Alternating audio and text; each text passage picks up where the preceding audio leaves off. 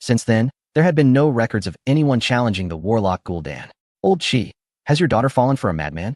At Director Qi's home, his wife, Gao Xiaoqin, looked at the internal report that had come in and frowned. The young man who was about to be praised nationwide had now gone mad, daring to challenge the warlock Gul'dan.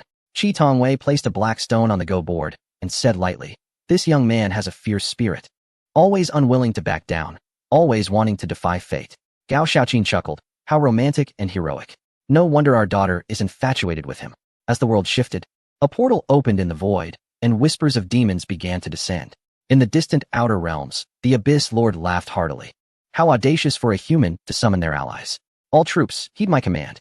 Attack the commander of the Dragon Kingdom." At the same time, a continuous stream of hellish demons poured out of the portal. To Su Bai, they were points and experience, gifts delivered to him. "Who has summoned me?" A large green hand pushed aside the portal's exit, revealing a wrinkled green face beneath a black cloak. This was the legendary orc warlock, Gul'dan. He hailed from another part of the outer realms, commanding a section of hellish forces.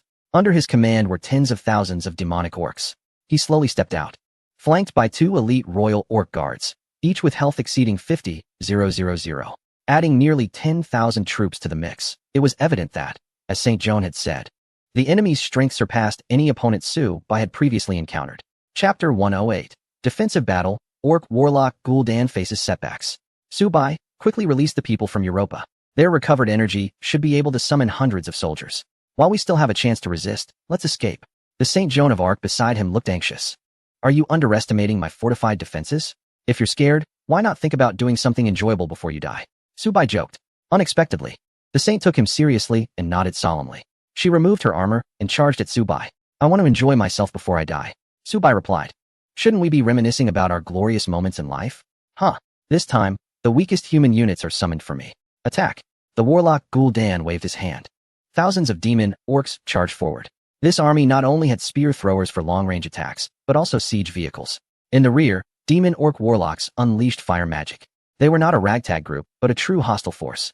Meanwhile, the defenders on the city wall continuously opened fire. The soldiers' bullets had increased flame damage by several times, each shot accompanied by a wraith spirit. They pierced through orc bodies, turning them to ashes. The siege troops used shields to block the incoming bullets. At this point, the soldiers' attributes had leveled up significantly, allowing them to easily overpower Gul'dan's ordinary troops. Even with shields, it was futile. Bullets created varying-sized holes in the shields. Behind the shields, soldiers were shot and bled profusely, falling one after another. What was even more frustrating was that some bullets ricocheted off the shields, hitting nearby allies, resulting in terrible casualties among them. Moreover, the accompanying spirits could penetrate the shields, harming the orc soldiers. After just a few exchanges, countless orc bodies littered the Great Wall below. Long-range attacks? That's the behavior of cowards. From a distance, Warlock Gul'dan struck the ground with his staff. A tremendous spell was immediately cast.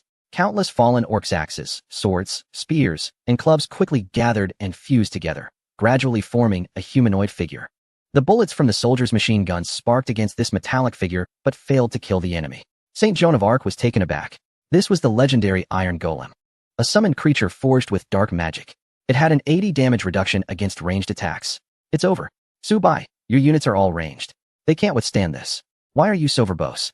Su Bai covered St. Joan of Arc's mouth, stopping her from talking nonsense. "Don't think that just because he can summon, I can't summon." Similarly, Su Bai also used the skill, Reanimation of the Undead. The evil orcs that had fallen under the Great Wall were revived again, immediately charging at the Iron Golem.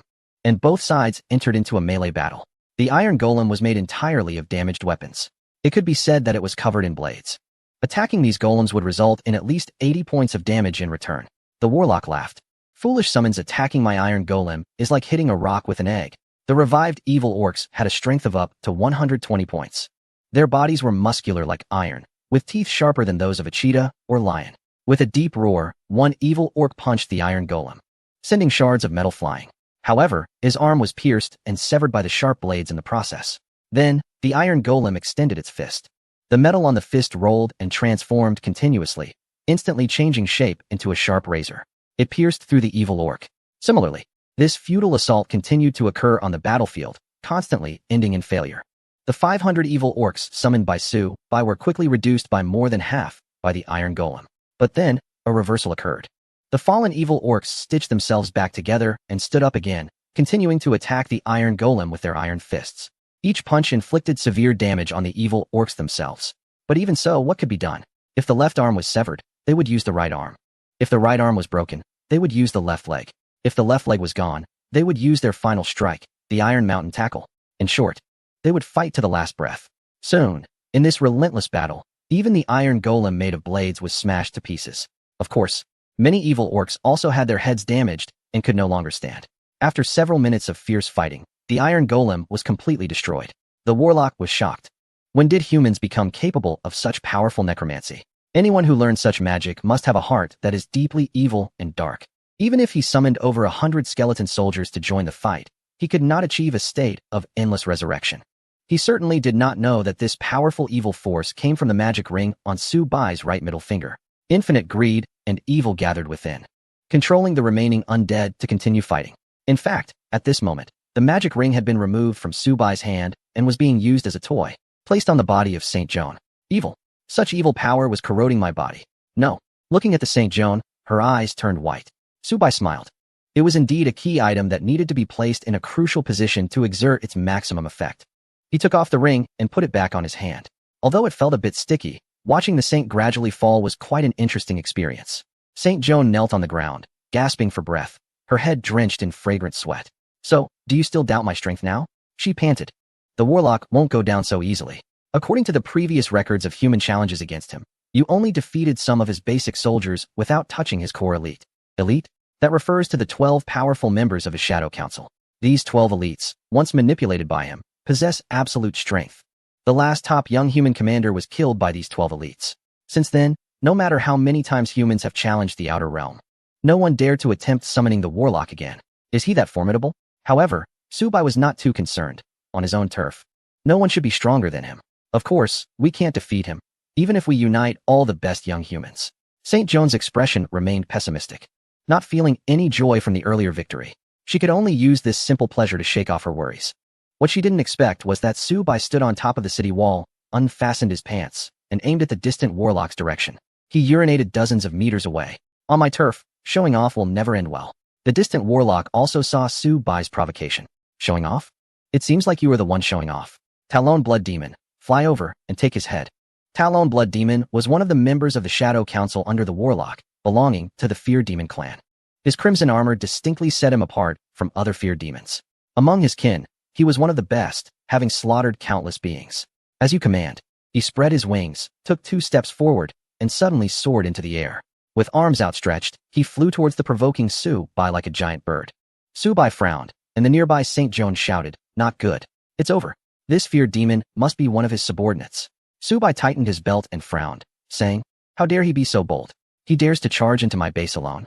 As the radar scanned, an air raid alarm sounded. The Patriot missiles deployed on the Great Wall quickly changed their launch direction. Missiles streaked across the sky, aimed at the location of the fearsome demon. How dare they fire spears to intercept me? The demon, with its wings spread wide, disdainfully approached the incoming missiles. Its sharp claws pierced the missile instantly, and with a fierce tug, it split the missile in two. Aha! Just as it laughed, the spear it thought it had evaded suddenly exploded in front of it. A massive fireball surged forward, leaving it no chance to escape. At that moment, the demon realized there was a trick hidden in that spear. Unfortunately, it was too late. More missiles were already flying towards it.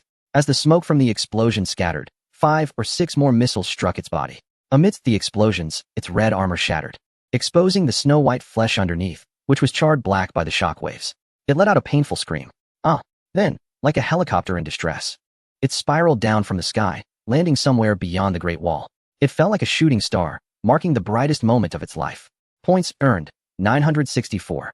Experience gained, 50,000. Received Mithril Treasure Chest. Su Bai opened the Mithril Treasure Chest, revealing an attack equipment, Flame Ball. Wearing it increases attack power by 15 points and adds 2 points of flame splash damage. Not great. He casually handed it to the nearby Saint Jean. "You've served me well, consider this a reward." The flame ball landed on Saint Jean's chest, and she showed no reaction. Su Bai frowned. Did he give too little? Was she not pleased? Could it be? He had heard that women in the region were quite demanding. Had they changed so much? What Su Bai didn't know was that his air defense had completely astonished Saint Jean. One of the 12 powerful members of the Shadow Council had been easily slain? It felt too unreal. Equally shocked was the sorcerer Gul'dan. He hadn't anticipated such a multitude of air defense mechanisms on the opposing city wall, capable of launching explosive fireball spears. One of his beloved subordinates had perished so easily. Lord Gul'dan, I have discerned the weakness of those undead soldiers. It is their heads. As long as we destroy their heads, they will not resurrect, reported Akama, one of the 12 members of the Shadow Council. This figure, cloaked in black, had brown skin and agile movements. In the parliament, he took on the role of a killer assassin. In their realm, Akama's shadow had once brutally slain several lords, showcasing extraordinary strength. His words brought the warlock back to reality. Why don't you give it a try, but don't underestimate him. Understood. With that, he slipped into the attacking army like a shadow in the night, effortlessly blending in. He reached the front lines and turned back to throw 5 poison darts, which struck the foreheads of 5 malevolent orcs. In an instant, the once lively orcs began to slowly corrode in the center of their heads. The corrosion spread, and eventually, their heads turned into a puddle of green liquid on the ground, unable to rise again. In the blink of an eye, Akama's shadow had easily claimed dozens of evil orc lives, achieving headshots that could rival the best marksman. Not good. That monster below is also a member of the Shadow Council, skilled in assassination and adept at dark magic lightning chains. The Holy Maiden felt a surge of tension again. The previous calm of the old monk had dissipated, and facing the threat of death once more, she couldn't help but fidget. Subai, already irritated by her anxiousness, firmly pressed her head down, forcing her to look through the observation slit in the city wall. Her body bent forward. Watch closely. I'll count to 3. P.S. doomed. How about 3? But Subai only counted 1-3, as a dozen snipers on the wall focused their fire on Akama's shadow. At the same time, the Holy Maiden felt a powerful force. Was this the strength of the soldiers' long staffs? They could shoot projectiles. Moreover, their power was far greater than the rapid-fire weapons before. Not only the snipers, but Subai also dealt damage, albeit to a different target. Suddenly, Akama's shadows had exploded. Then came the sound of sonic booms breaking through the sound barrier. This was the roar of the sniper rifles. After his head exploded, Akama took 2 steps forward before collapsing to the ground. As a dozen snipers simultaneously pulled their triggers, the damage dealt far exceeded 10,000 points, making it a certainty to eliminate Akama's shadow. This guy wore cloth armor and relied on agile movements for victory. His defense, so low it was negligible. But against sniper rifles akin to Barrett's, he was merely a clown, utterly defenseless. In less than half an hour, the warlock had already lost 2 of his favored aides. This forced him to truly engage earnestly in this war. Chapter 110. The Arrival of the Super-Dimensional Legion Soldiers. Subai began to criticize fiercely. High Commander Naintus, with his amphibious body, approached Gul'dan. Master, why not let the Demon Supremus lead an assault on the city? That guy is immune to all magical damage and has an 80 reduction in physical damage. I believe he can break a hole in the enemy's walls. And then I can lead my troops in. Those humans will be doomed. Gul'dan, a warlock, trusted the words of High Commander Naintus. He was one of the earliest members of the Shadow Council who followed Gul'dan to conquer the Outer Realms, serving as Gul'dan's right-hand man. Suddenly, the atmosphere changed, and swirling clouds gathered above Gul'dan's head. A beam of eerie blue fire descended from the sky, fiercely scorching the massive rocks and soil below. Then, a supersized hellfire, 10 times larger than a typical one, stood within Gul'dan's formation. This creature was enormous, resembling a building over 30 stories tall. Compared to the magnificent Great Wall, it barely reached its knees. The vast shadow cast by it enveloped many areas within the city in darkness. Zhuge Fengyun was hiding in a corner, roasting food over a small fire, enjoying the comfort of lying down under Su Bai's protection. Even when officials from the military department issued orders to him, he paid no attention. The golden chain, the gold watch, and a small barbecue for every meal. Suddenly, a metal skewer clattered to the ground, still bearing pieces of meat he hadn't finished. He looked up and saw the super hellfire. Under the shadow of that monster, anyone appeared so insignificant, like ants. At the same time, the scene was immediately transmitted back to the military command center. This monster is too huge. I've never seen such a gigantic hellfire creature. Who has its data? Who has the information on this monster? They had already contacted the database, and were now comparing all known hellfire models. We found it. Super hellfire. 40 years ago, the youngest human commander perished at its hands when he entered the Outer Realms. That commander was a war hero from the disbanded nation, named Paul Kachakin. According to the data sent back at that time, the Super Hellfire measured 108 meters in length, and based on its size, it weighed approximately 60,000 tons. It had absolute magic resistance and physical damage reduction, an invincible existence. Back then, Paul Kachakin commanded his magical troops to unleash a powerful spell known as the Great Yawanyan Explosive Bomb, but it inflicted no harm on the creature. Ultimately, he met his demise in the northwest. Everyone present was shocked. Paul Kachakin, this man, possessed an iron will. He was famously known as how steel is tempered. The magical troops under his command can unleash countless fire missiles akin to Katyushas and can also concentrate their power to release a powerful fireball technique known as Great Ivan. Once launched, the damage extends for dozens of miles, making it an overwhelming weapon. During the global secondary conflict years ago, if it weren't for this individual dying in the outer realms, the current world hegemon would not be in the hands of a certain country. Unexpectedly, this time, the warlock Gul'dan has summoned the Super Hellfire, a monster-level powerful troop, specifically to deal with Su-bai. The third elder slammed the table in frustration. What else can be done to counter him? The audience fell silent. Even Paul Kachakin could not defeat this enemy. Who among the officials present could guarantee a foolproof plan? Who could find a way to restrain him? The nation awarded him the title of Academician of the Dragon Institute. The title of Academician of the Dragon Institute can only be obtained by the most specialized expert professors in researching troop countermeasures. It is the pinnacle of prestige. With this title, not only does it bring honor to his family, but he can also receive special treatment from the government, such as special allowances, being escorted by red flag cars, meeting provincial and ministerial leaders, and having high-level security. It is truly an honor. The officials immediately sent the information about the Super Hellfire to experts and professors across various universities nationwide, urging them to formulate counter-strategies together. In the footage, whether it was machine gun bunkers, soldiers firing, or the light spire on the city walls, these three elements were continuously combined. Attacking this colossal creature was indeed somewhat challenging. Although the Super Hellfire moved slowly, each step it took caused tremors in the ground, like an earthquake approaching. St. Joan was also shocked by the sight before her. The bullets infused with fire and spirits from Su-bai's soldiers struck the Hellfire, but the flames and spirits on the bullets instantly vanished. It was clear that these attributes were immune to magic. Moreover, the creature felt nothing from the attacks. This is bad. It's coming closer. Meanwhile, the Great Wall activated its passive ability.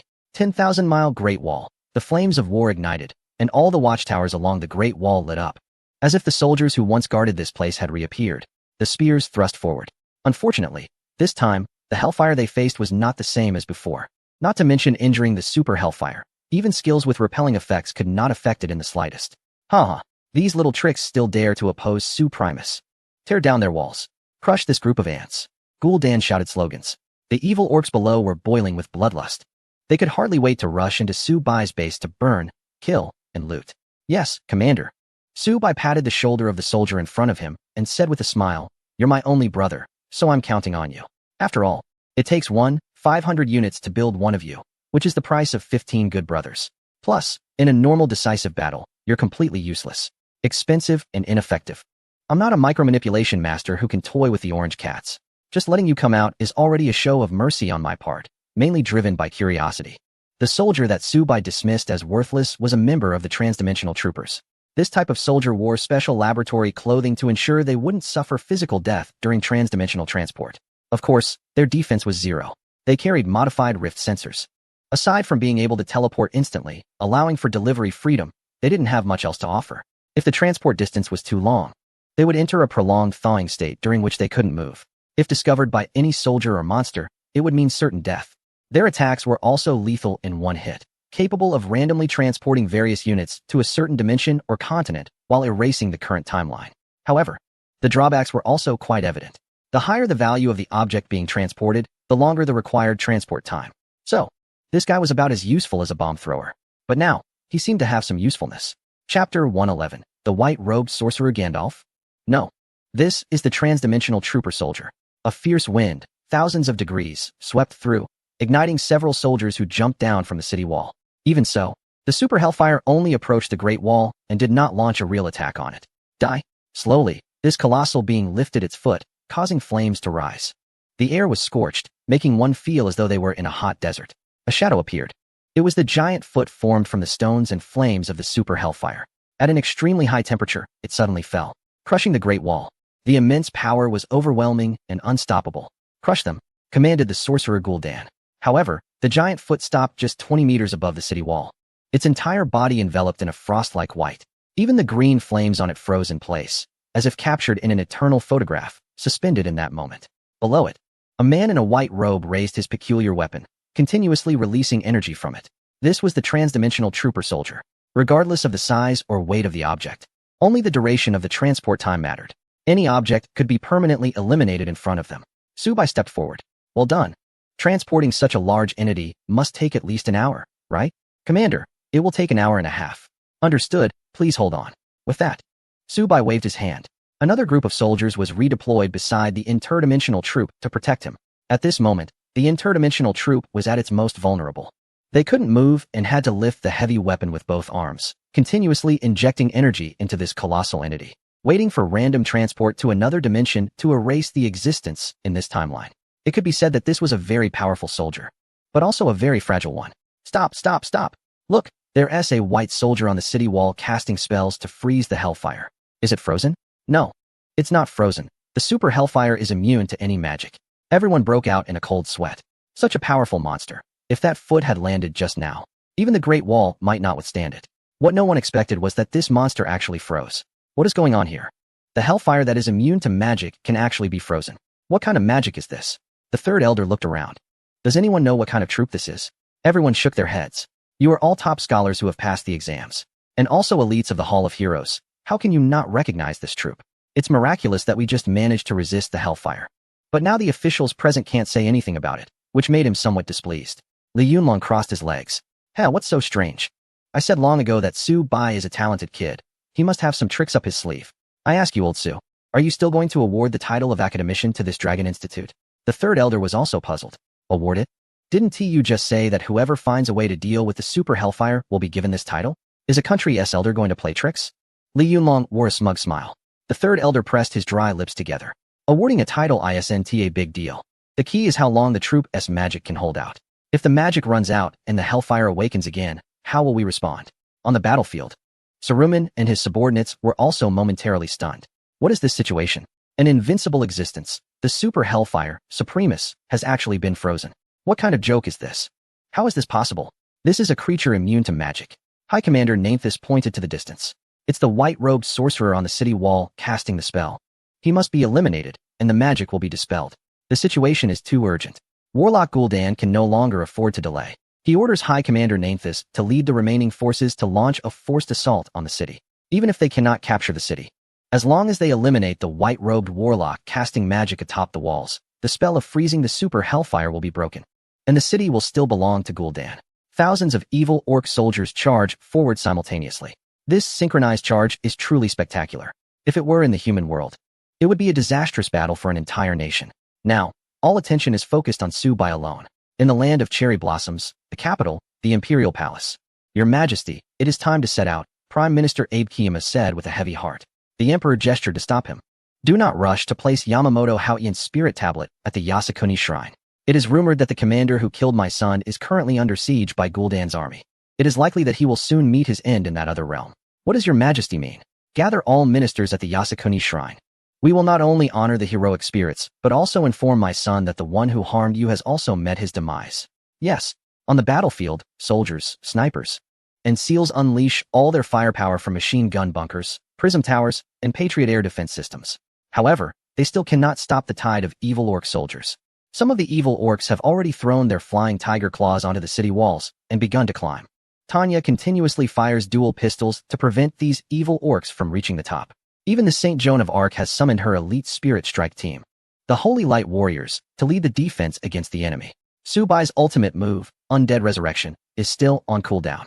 The reason these evil orcs are able to ascend the city walls is due to a magical containment defense vehicle drawing fire from the front.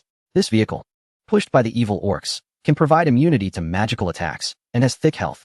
For a time, it attracted a lot of firepower, allowing the surrounding lowly minions to catch their breath and approach the city walls.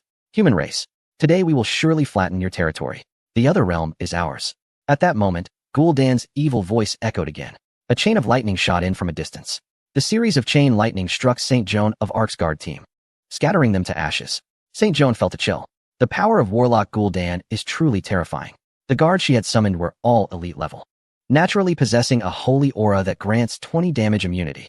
Moreover, when not under attack, they can stack armor every second, increasing their defense, with a maximum of 300 layers of armor.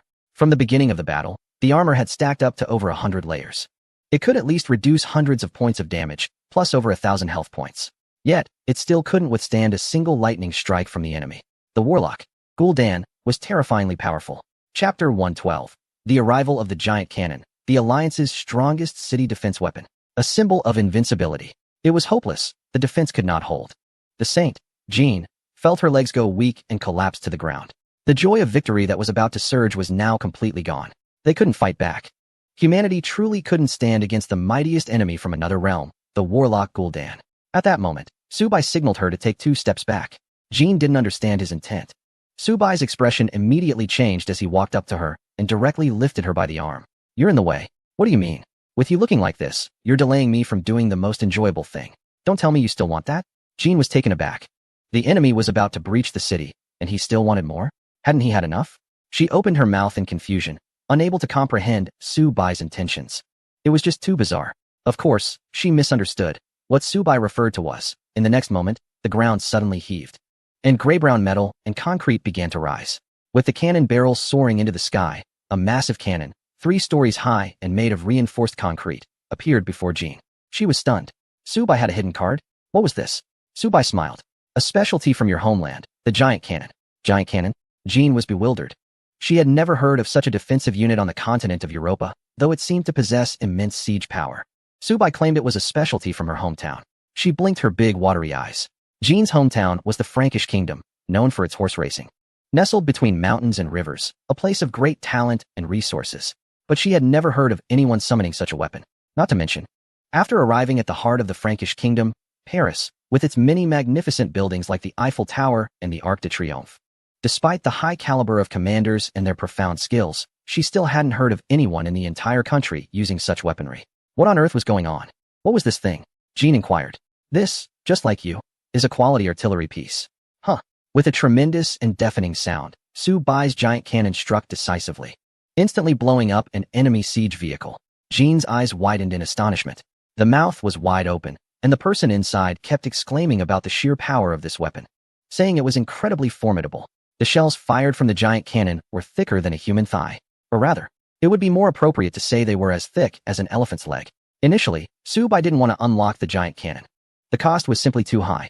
Just unlocking this single feature required a staggering 200,000 gold resource points. If it weren't for the abundant resources available here, he really wouldn't be able to afford such a thing. However, now that it was unlocked, he had to construct at least 1 row of giant cannons. Meanwhile, on both sides of Subai, 2 giant cannons rose up one after the other. The barrels slowly turned as they made a booming sound, aiming at the enemy. Fire. 1 shell was fired, and a charging vehicle exploded. Another shell landed in the enemy ranks, destroying another charging vehicle. And the resulting explosion took out several evil orcs hiding behind the vehicle as they advanced. As the shells continued to explode, the holy maiden Jean was drenched in sweat. She was once again astounded by Subai's giant cannons. Previously, she was shocked by their size and girth. Now, she was amazed by their ferocity and firepower. It was too powerful. She let out a few excited screams, but quickly felt embarrassed and covered her mouth. Before long, all the defensive charging vehicles in front were shattered one by one. The enemy no longer had any firepower to defend themselves. The rushing evil orcs instantly became easy targets, exposed to the onslaught of Subai's defensive firepower. Under the absolute barrage of ammunition, no one could survive. In no time, nearly 100 evil orcs close to the city wall had been eliminated by Subai. A vacuum zone had finally been created amid the tide of enemies. The giant cannons launched another round of attacks, creating several massive gaps in the enemy's new wave of assault. The once orderly evil orcs, who had been holding shields to block the bullets, were torn apart by the shells that fell into their ranks, leaving a river of blood. With the loss of their formation, the evil orcs in the back began to rout one by one. How could this be possible? How could humans be this strong? Gul'dan could no longer hold it together. He had never anticipated such an outcome. With tens of thousands of troops attacking a city, one could say the defenses were tight, with the support of white-robed sorcerers. However, these were merely ranged units, and the weakness of ranged units was that they could not deliver a fatal blow in one hit. But why were the enemy's units so strong? On their side, they also had ranged orc archers, who could not only shoot ordinary arrows but also infuse them with dark magic, transformed into shadow arrows. Any enemy struck down by these arrows would automatically have a skeleton warrior rise from their corpse to fight on their behalf. One could say it was incredibly powerful. However, when both sides truly engaged in battle, our archers had no ability to fight back at all. The speed of the enemy's ranged attacks was astonishing. As soon as our archers showed themselves, they would be instantly targeted. They couldn't unleash their full potential. The same fate befell our army of warlocks. The powerful explosive flames had no time for spellcasting. Bullets continuously assaulted the warlock army, and the first to be completely wiped out were these mages. It could be said that all our units were countered by the enemy. What kind of human was this? A sea of skeletons. The warlock Gul'dan raised his staff and cast a spell of undead resurrection. Hundreds of fallen evil orcs in front exploded into skeletons, joining the fight once again. Of course, he knew the combat strength of these skeletons was minimal, but perhaps they could hold on a bit longer, hoping the enemy's white-robed warlocks would exhaust their magic, allowing his super hellfire to resurrect and turn the tide of battle. Unfortunately, Gul'dan misjudged the situation.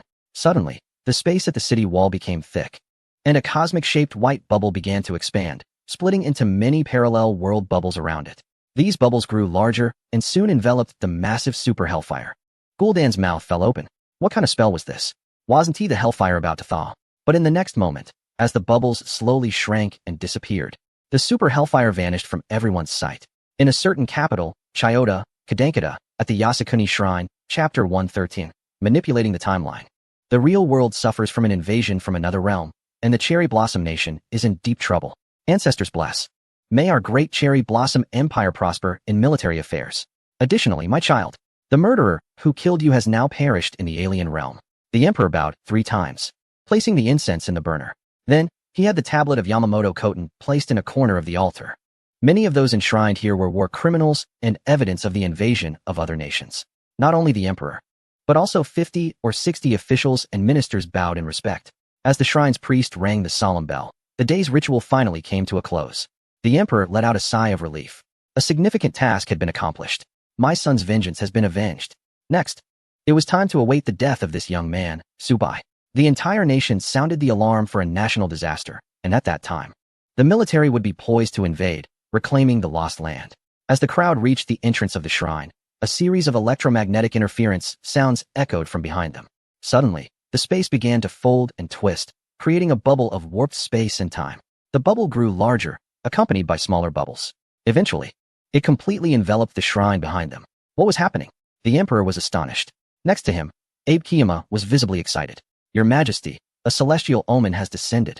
It must be the blessings of our ancestors. The divine is manifesting. The Abe family's ancestor, Abe no Saimai, had been a practitioner of Onmyoto, serving the Emperor for generations. Having learned about such superstitions from a young age, upon witnessing this phenomenon, he believed it to be a manifestation of his ancestors and rushed forward. Then, with a thunderous roar, the entire shrine collapsed. A massive cloud of dust blew towards them, and everyone shielded their eyes. As the dust settled, a being known as Super Hellfire Supremus appeared atop the ruins of the shrine. This entity was not summoned by Subai, who specifically manipulated the coordinates to bring the Timespace Army here. Subai had no deep-seated hatred toward the region. His animosity was directed solely at the right-wing elements there. The attacks from the Timespace Army aimed to erase the original timeline, but events that had already occurred would not simply vanish. Instead, they would be transported to random, uncoordinated locations. After all, the complexities of such cosmic relationships are far too abstract for humanity to fully comprehend.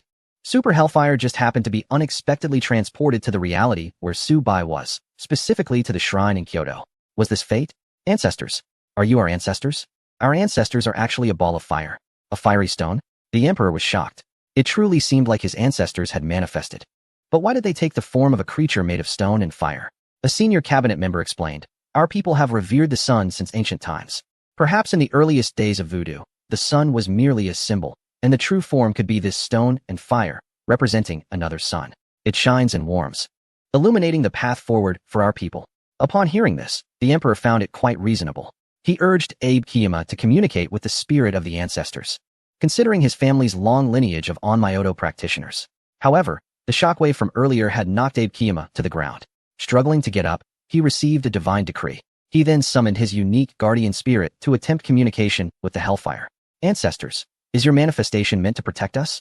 Suddenly, the freezing effect of Super Hellfire ended, and its massive head looked down upon them. Everyone was filled with excitement. Indeed, Abe Kiyama could communicate with the ancestors. However, in the next moment, with a single punch, with a loud crash, the figure was turned into a meat patty by the Super Hellfire, and it was even cooked. Everyone was stunned, wondering if they had offended their ancestors. While they were still in a daze, the Super Hellfire began to act, and what appeared before them were humans, identical to those it had dealt with before. There was nothing left to say. There was only one thing to do: destroy relentlessly. With one kick, the sign outside the Yasukuni Shrine was instantly destroyed. At the same time, flames engulfed the building. The entire Yasukuni Shrine was engulfed in a sea of fire. Of course, The fleeing emperor and his entourage were not spared either. With a wave of his hand, dozens of ministers were instantly turned to charred corpses. He then stepped out of the Yasukuni shrine, heading towards the bustling Tokyo area, filled with towering skyscrapers and busy streets, perfect for the super hellfire to unleash its power. With one punch, a glass building was instantly penetrated. A kick sent a line of fire flying out, igniting the entire street as vehicles were consumed by the flames, causing a series of explosions. Thus, the super hellfire wreaked havoc, quickly turning the entire Tokyo area into a vast ocean of fire. In the capital of the Dragon Nation, the super hellfire had disappeared. The white-robed sorcerers summoned by Su-bai had subdued such a massive monster. So powerful. Blessings upon the homeland. All officials in the Ministry of War stood up excitedly, applauding continuously. Li Yunlong smiled and said, "So, should we honor this academician for Su-bai?" The third elder slapped his thigh and exclaimed, "Of course. A mere academician cannot reflect Su-bai's achievements." At that moment, the ambassador from the Cherry Blossom Nation stormed in. "Officials of the Dragon Nation, you must pay the corresponding price for the damage done to our great Cherry Blossom Empire." Everyone was puzzled. What did this mean? Was it because Su-bai had killed Yamamoto Koten and they had come seeking revenge? Moreover, they had yet to hear any news about Yamamoto Koten's death. Were these people too anxious? The third elder sat back down. "Why?" The ambassador said. "We have observed that the super hellfire from the outer realm was transported to Kyoto by Su-bai, and now the entire Tokyo area is in flames. The Dragon Nation must take responsibility. Fine, we are willing to send troops to fight the hellfire and can also dispatch medical teams and supplies to assist the disaster-stricken people," said the third elder, showing goodwill. The ambassador gritted his teeth. "Do you think your country's words can compensate for our losses? Now that our nation is in disaster, your country must cede 500,000 square kilometers of northeast territory to accommodate our disaster victims." This statement was heavily laden with aggression, implying that compensation of 500,000 square kilometers would settle the matter. Everyone looked at each other, and in an instant, everyone burst into laughter. How could such a small nation make such unreasonable demands?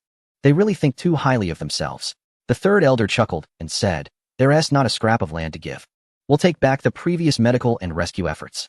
Do as you please. How dare you? You think you can be so arrogant for long?" The ambassador pointed at the crowd, cursing incessantly. "No manners.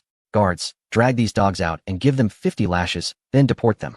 With a wave of his hand, the third elder signaled, and several special forces subdued the ambassadors from the Cherry Blossom Nation, dragging them out like dogs. Outside, the sounds of them being punished echoed, and the crowd couldn't help but smile. A trade minister stepped forward. "Third elder, I suggest you speak with the Grand Elder about sending over some supplies like tents, bottled water, and instant noodles. After all, we are a nation of etiquette. Of course, raising the price 10 or 8 times should be reasonable," he added. The third elder stroked his beard and nodded in agreement.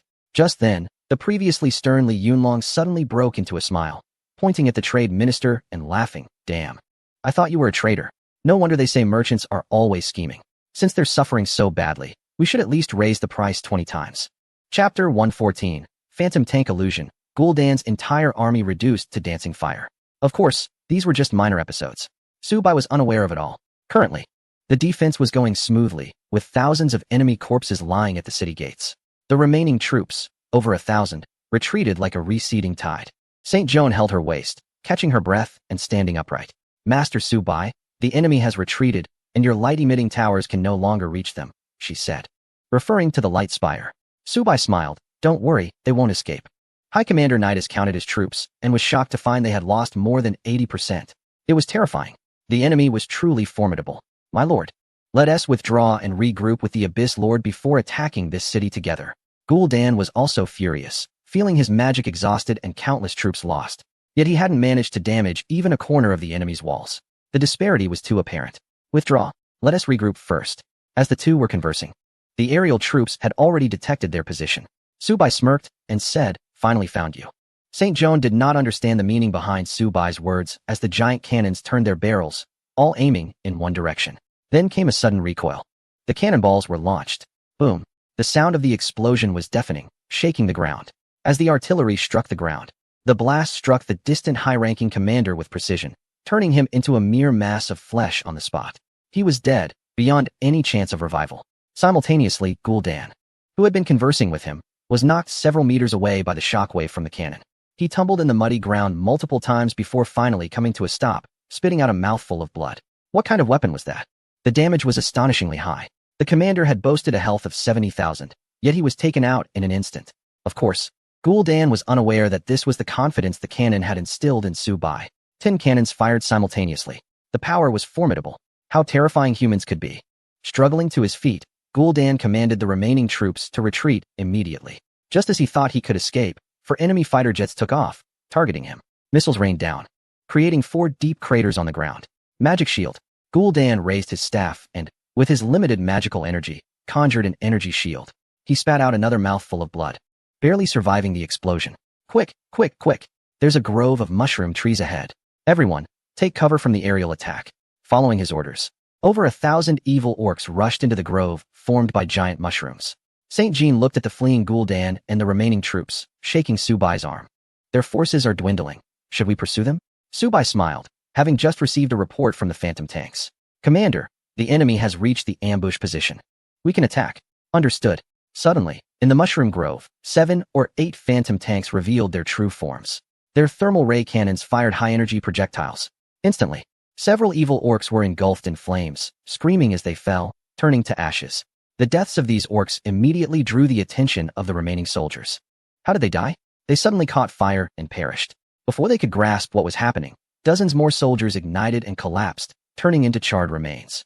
Within a minute, over 100 soldiers had burned to death. 110 of the incoming forces were lost immediately. All the orcs became alert. Gul'dan was furious. If his magical reserves had been sufficient, he would have unleashed a fireball to incinerate the entire grove. Instead, he could only warn his subordinates with words. It was a classic case of a tiger being bullied in its decline. Phantom enemy. These trees are fake. Some evil orcs noticed the clue, but unfortunately, before they could finish their warning, they were turned into fireballs by the thermal ray cannons of the phantom tanks. Gul'dan seemed to have realized what was going on. These mushroom trees were problematic. Cut down the trees. The evil orcs grabbed their huge axes and began chopping down the towering mushroom trees around them. However, to their dismay, something unexpected happened. With one swing, their hands went numb. It felt as if they were chopping not trees, but a chunk of iron. Even the blades of their axes suffered chips. Unfortunately, these evil orcs barely had time for a single swing. Before they could strike a second time, they were engulfed in flames by the phantom tanks. The mushroom forest was filled with the burning forms of evil orcs, resembling a massive barbecue party. Standing atop the Great Wall, Su Bai gazed at the scene below. Under the distant night sky, stars occasionally twinkled like fireworks. Of course, with each burst of light, a powerful evil orc lost its life. Saint Joan watched all of this and couldn't help but exclaim, "Wow, so beautiful and romantic, my master." After saying this, she nestled into Su Bai's embrace. Su Bai kicked her away. "Who allowed you to lean on me? Understand your place." Saint Joan immediately knelt down, lowering her head in apology. "I am so sorry, my master." After this battle, Saint Joan had completely fallen into darkness, becoming Su Bai's loyal follower. In the formation of phantom tanks, Gul'dan was hit from behind by an explosion. Flames erupted on his back, and in pain, he pulled out a small knife to cut off a piece of burned skin. Struggling to escape, all command systems had failed. The area was filled with deadly trees, and the remaining orcs were in complete panic. Ice prison. Originally, the warlock Gul'dan could freeze a giant monster with this spell. Now, with barely any magic left, he could only apply it to himself. His upper body was encased in ice, reducing the impact of the phantom tanks' bombardment. After a hard-fought escape from the maze of phantom tanks, he found himself facing a human woman holding dual pistols aimed at his head. "Congratulations. You have successfully defeated the warlock Gul'dan's army and received system rewards. Fortune token, large. Experience gained, 542,651. Item received. Gul'dan's skull, relic. Item received. Book of Golden Experience. Item received. Book of Intelligence. Item received. Book of Strength. Item received. Book of Agility, indeed." As a lord from another realm, he dropped such valuable items. After the battle ended, Su Bai began to examine the resources in his hands. Chapter 115. The Prism Tank is about to go online, enhanced by divine attacks, making it invincible. The Book of Strength and the Book of Agility each add 5 points to strength and agility. The Book of Intelligence adds 5 points to magic. However, Su Bai is a zero magic individual, unable to harness any magical power within his body. Using the Book of Intelligence proved to be completely useless. He stored it away and began researching another item, the Skull of Gul'dan. Skull of Gul'dan. Relic. The skull of the orc warlock Gul'dan. It harbors a powerful evil force. Attributes. Can designate shadow demon transformation for oneself or allied troops, with a unit count of 10. Once the 10 units are used, they will enter a cooldown period of 24 hours. Shadow demon transformation? Su Bai didn't quite understand what that meant. However, He also received another item from 10 consecutive draws, Holy Light. At the time, eager to defeat enemies, he had checked this item. Now, taking a look, he found it to be quite valuable. Holy Light, one-time item, blessed by Holy Light. Attributes after use. All troop types gain a layer of holy armor, increasing defense by 80 points. If the attack damage exceeds 80 points, the armor is broken. If the troop type has light attribute attacks, the Holy Light will increase attack power by 500. Subai blinked. If it's a light attribute attack, it would be enhanced by the Holy Light. He rubbed his chin. Light attribute. Prism Tower? Prism Tank. Could this item be prepared specifically for his Prism Tank? Subai slapped his forehead, regretting his previous impatience in not examining this second item carefully. If he had known, he would have used it long ago. With a few more Prism Tanks, he could take down that giant Infernal, which would likely drop even more powerful items than Gul'dan S. Unfortunately, he had no idea where the Infernal had been transported to by the troops of the Time-Space Legion. He felt a pang of sorrow over the lost experience and points. Thinking of this, Subai felt a wave of heartache. He then opened the shop for another 10 consecutive draws. This time, he didn't get a single useful item, and all his points were wasted. On the other side, in a certain location on the Outland continent. Hurry up. Move faster, you black-skinned orc slaves. Crack, crack, crack. A commander from a certain country, Max, relentlessly whipped the black-skinned orc laborers working for him. He lounged in a deck chair, wearing an old-fashioned straw hat, with his legs crossed, while a female orc servant brought him fresh watermelon juice. Open the communication level relic. Dear Max, it should be fine, right? Max smiled. Dear leader, our country's fortunes have been quite good, haven't they? Although you also encountered a stroke of good luck, unfortunately. Our other commander was killed by a certain individual from another country, resulting in a national disaster. The setbacks on both sides leave little to be happy about. Ahaha. Who can blame Wilson for being outmatched, dying in vain? However, leader, don't be too sad. Look at this place I've found. It's a rare opportunity that can be obtained through chance. Not to mention that defeating the local boss would be a piece of cake. If we can just hold out for a few more days and return after navigating the Outer Realms, it would be incredibly easy. I wonder what kind of reward the leader will prepare for me. As long as you can return successfully, rest assured, we can offer you anything. Like becoming a Wall Street tycoon or the lord of a certain island. Whatever you can think of, there's nothing we can't achieve. Max licked his lips. He had always wanted to own an island. So he awkwardly said, well, leader, I want an island. And of course, having descendants is a later matter. Mainly, I want to make our country great again. The leader laughed. Make our country great again. The two ended the communication. Max felt an immense sense of freedom. A few days ago, he unexpectedly discovered an abandoned dwarven mine. Inside, there were large amounts of unexploited crystal ore and many neutral, uninhabited buildings. Moreover, the entrance was set up very intricately. As long as a small number of soldiers were stationed here, it would be an excellent place for training and building strength, without the worry of being discovered by local lords or demons from the abyss. After several days of development, due to being the only global owner of the golden token among young people under 30, his forces had already reached several thousand. They included not only black-skinned orc warriors, but also giant creatures even stronger and more defensively capable than rhinos, along with black-skinned headhunter berserkers. These powerful units, both melee and ranged, were complemented by his own hero, a Minotaur chieftain, who possessed a super impact wave, durability aura, war trample, and an extremely powerful ultimate skill, resurrection on the spot. It could be said that he was already a standout among the younger generation in his country. With continuous training here, his strength had grown even stronger. Report. The Minotaur chieftain has returned with troops, having killed the shadow assassin and obtained a rare item. Bring it over. An item that increases overall defense by 30 points and attack by 20 points appeared before Max. He was overjoyed. This disposable item was incredibly powerful, capable of enhancing his troops' attributes by 20. This is all thanks to the training here. The laborers unexpectedly dug through a cave and opened a secret chamber filled with demons, leading to this treasure.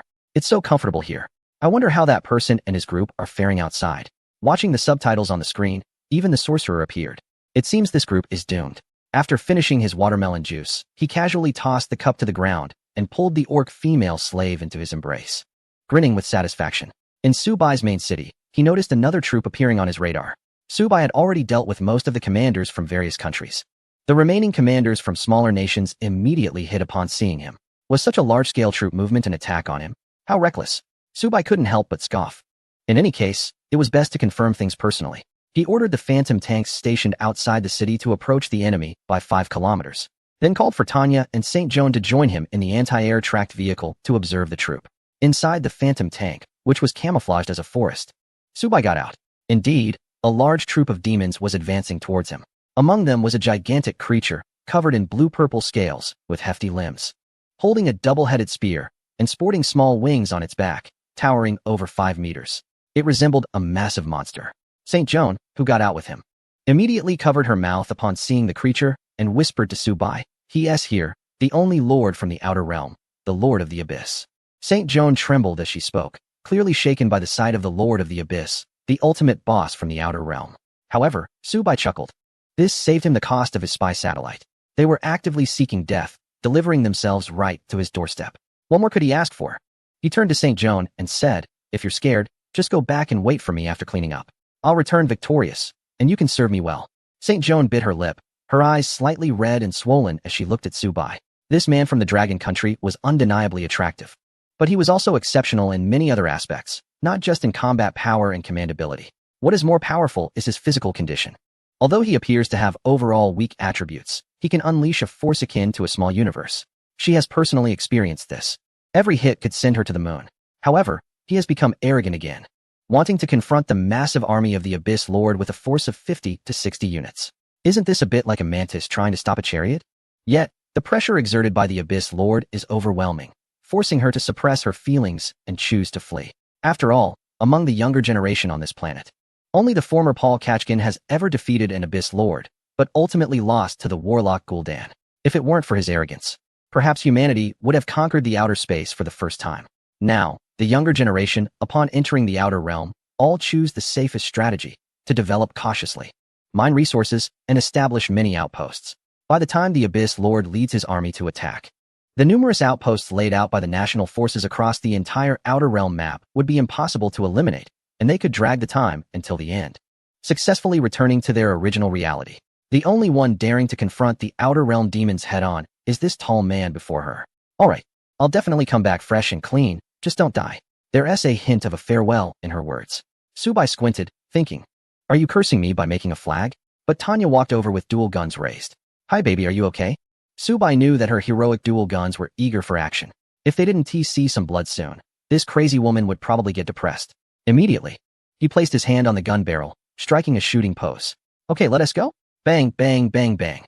3 shots stunned the marching army. After being ambushed by Subai and Tanya, they immediately charged over. This was a lizard cavalry unit, with demon orcs riding lizards. Once they entered the forest formed by the phantom tanks, they were immediately turned into a ball of fire. Hundreds of troops were wiped out. This is just too weak. Subai couldn't help but comment. Now, all of his phantom tanks had been upgraded to 3 stars, marking a new breakthrough in strength. Phantom tank, power, 350, agility, 300, defense, 180, health, 2,800, skills, phantom evasion, optical camouflage, hydrogen fusion attack. Note, skill phantom evasion increases the tank's evasion by 30. Note, skill optical camouflage is passive when the tank stops moving. It automatically enters the optical camouflage state for 5 seconds, making it undetectable by enemies. This state is Jiachu upon firing, and the first strike gains an additional 80 damage. Note, skill hydrogen fusion attack enhances the power of the phantom tank's thermal ray cannon, increasing damage by 250. Originally, a first-level tank had only 1 skill. Now, it directly upgraded to 3 stars, gaining 2 additional skills, especially the second skill, which has turned into absolute invisibility, reminiscent of a speed enhancement. Of course, Subai didn't delve deeply into it. The third skill indeed increased the tank's damage. Currently, Subai's unit's power, agility, defense, and health attributes are comparable to those of the monsters here. Thanks to the powerful high-tech weapons in the game, they managed to achieve the strength to suppress the foreign monsters. Annihilating this squad of over 100 cavalry could not meet the target of 400. With a wave of his hand, all phantom tanks jitsu optical camouflage and directly attacked the enemy's main force. Smoke and dust billowed as the phantom tanks formed a formation on the horizon. Attack.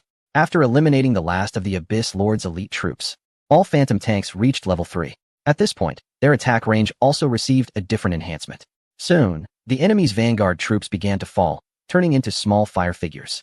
On the entire front line, the enemy's army was ruthlessly blocked at the forefront. The Abyss Lord also saw his troops being attacked ahead. Is that a human siege weapon? Foolish. He raised his long-handled weapon and commanded the agile Abyss ghouls to quickly advance, intending to get close to Subai's phantom tanks for a decisive strike. These Abyss ghouls, with their agile limbs and long claws, advanced like monkeys, braving the artillery fire. Subai was speechless. There were actually people playing with monkeys on the battlefield. Thus, he had the snipers in the multifunctional infantry vehicles disembark and replace them with SEALs. Several multifunctional infantry vehicles charged out from the line of phantom tanks. The fierce gunfire instantly turned the Abyss ghouls into a sieve. Groups of ghouls fell to the ground. Subai waved his hand, commanding his troops to continue advancing. The relentless cannon fire struck the enemy like a raging inferno. A series of burns ignited the surface vegetation. Smoke billowed everywhere, and soldiers of the Abyss Lord rolled on the ground, trying to extinguish the flames. Unfortunately, the damage from this artillery was due to high temperatures that dissolved the target. The hit areas were instantly reduced to large craters, followed by the entire body catching fire and perishing.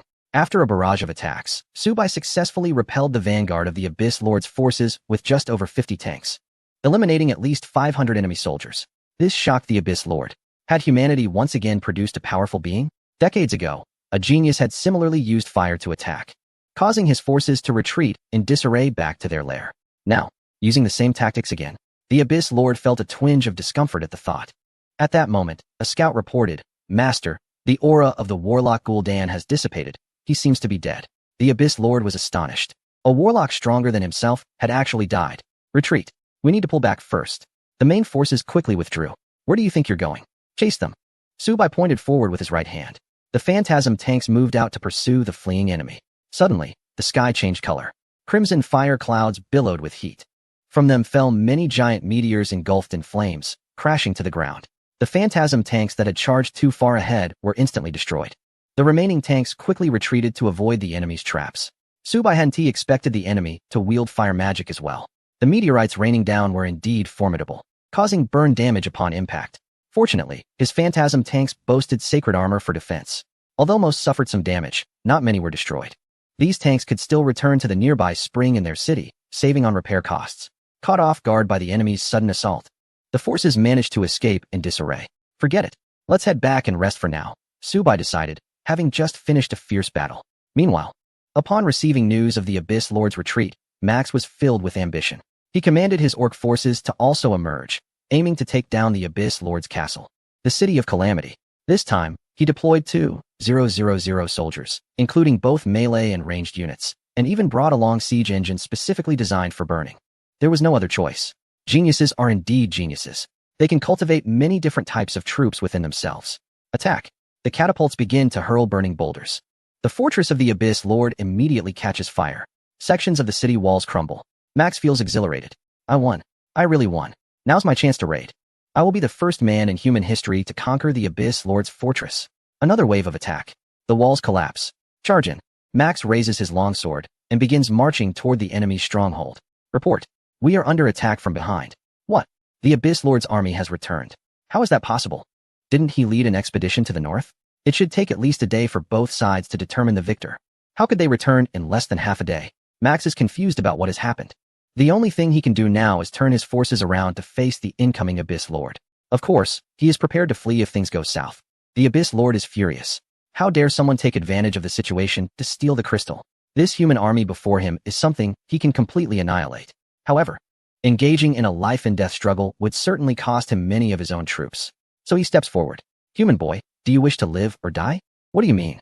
Max is puzzled but ready for battle. "With your meager forces, do you really think you can challenge me? You're not even strong enough to provoke me. I'm in a good mood right now and don't want to kill you. Just agree to one condition, and I will not only let you leave safely, but also grant you a tremendous treasure." Max is shocked. The Abyss Lord actually wants to negotiate with him. What treasure? This power. The Abyss Lord raises his hands. An evil force envelopes him. Soon, the demon orcs in front of him begin to bleed and eventually fall to the ground dead. But from their bodies, a six-winged demon wielding a fiery blade emerges. This demon stands over 6 meters tall. After using his detection skill, Max realizes just how powerful it is. Just this one monster in the human world could easily clear a high-level dungeon. This is the Demon Affliction skill. This demon is a gift for you. As long as you help me attack the north, I will grant you this ability. Saying this, he reveals a skill book in his other hand. It is indeed the skill for Demon Affliction. Greed glimmers in Max's eyes. It is indeed a powerful skill. If he masters it, he could not only be the best among the younger generation, but could even rank in the top 10 globally. Of course, the other party wants to attack Subai. This is a case of humans fighting against humans, which seems rather ungracious. However, humans are indeed a race that enjoys self-destruction. Max doesn't really mind. Fine, As long as I reach the gates of Su-Bai, you must give me this book. I need the skills inside to launch my attack. Deal. The Abyss Demon Lord isn't afraid to let the other party learn from this skill book. As one of the originators of the skills, he has left a backdoor in this wicked spell. If used more than 3 times, the other party will also become a demon guardian, obeying his commands. By then, his human army will also be at his disposal, with double the forces attacking Su-Bai. Even if this human possesses strength akin to the legendary Paul Kachkin, he won't stand a chance against the combined forces of humans and demons. Inside the base, Su-Bai is inspecting his light prism tanks and has also built a mineral refining machine. Currently, his troop size has reached over 1,000, with 352 armored tanks and 754 personnel. It's quite impressive. Looking at his level attributes, character level, LV 40, strength, 102, agility, 78, defense, 65, health, 855. Thus, the various wonders and treasures here contribute significantly. Unfortunately, they can only enhance his troops and not himself. However, after successive battles and eliminating thousands of enemies, his level has skyrocketed to 40. At this level in human society, he would be on par with Director Chi. Indeed, the Outer Realm is a great place. Someone like Director Chi, who has worked diligently and methodically all his life, only reached level 40 around his 40s. Here, he easily achieves what takes others decades of cultivation. Commander, a troop has arrived outside, bearing the flag of a certain country, requesting to enter the city to discuss plans for demon extermination. Su-Bai frowned. How could any nation dare to approach him directly? Has he been too kind and easy to talk to? Thinking about it, indeed, among the European nations, apart from the one beauty, Joan of Arc, whom Su-Bai cherishes, the rest have had their gear stripped away, leaving only a small pair of shorts. They are imprisoned in cells, surrounded not only by patrolling soldiers, but also by snipers keeping a close watch. During shifts, Navy SEALs conduct inspections. One could say they are under special supervision. Could this guy also want to come in and experience it? He understood.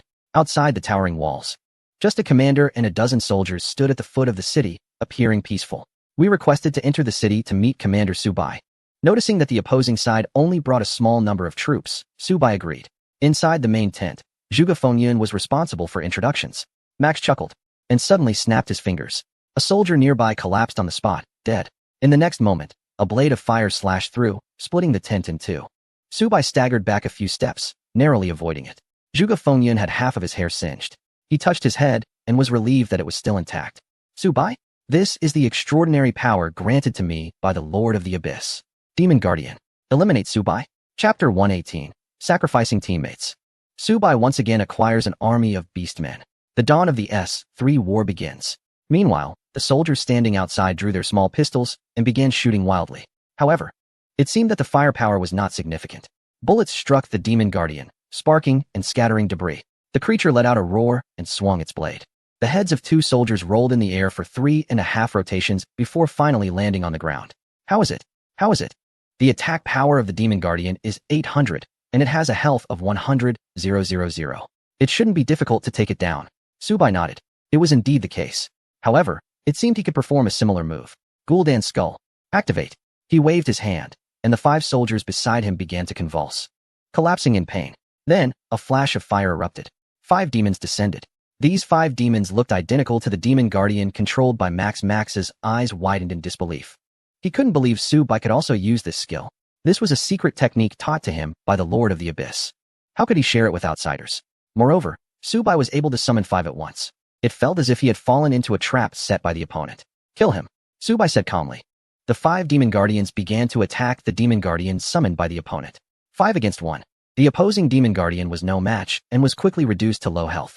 Max hurriedly summoned another Demon Guardian to join the fight, while he himself immediately attempted to escape. With the assassination failing, he planned to flee. 3 miles outside the city, he had his overwhelming forces. As long as he could make it back, anything was possible. Bang! Pulling the trigger of his Browning, Max was shot in the leg, and at the same time, his super amulet shattered, absorbing 500 points of damage.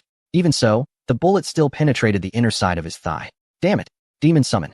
He once again resorted to summoning demons in an attempt to thwart Su-Bai's pursuit. As a result, something went wrong. In the next moment, he felt his heart begin to burn, and his whole body started to weaken. A bad premonition surged in his heart. Could it be that the skill was deceitful? Would he become a Demon Guardian? Su-Bai. Save me. I've been tricked by the Abyss Lord and am about to become his puppet. In his final moments, Max extended his hands, seeking Su-Bai's help. However, What could Subai do if he was about to turn into a demon guardian? In a moment of desperation, Subai quickly asked, "Are we allies?"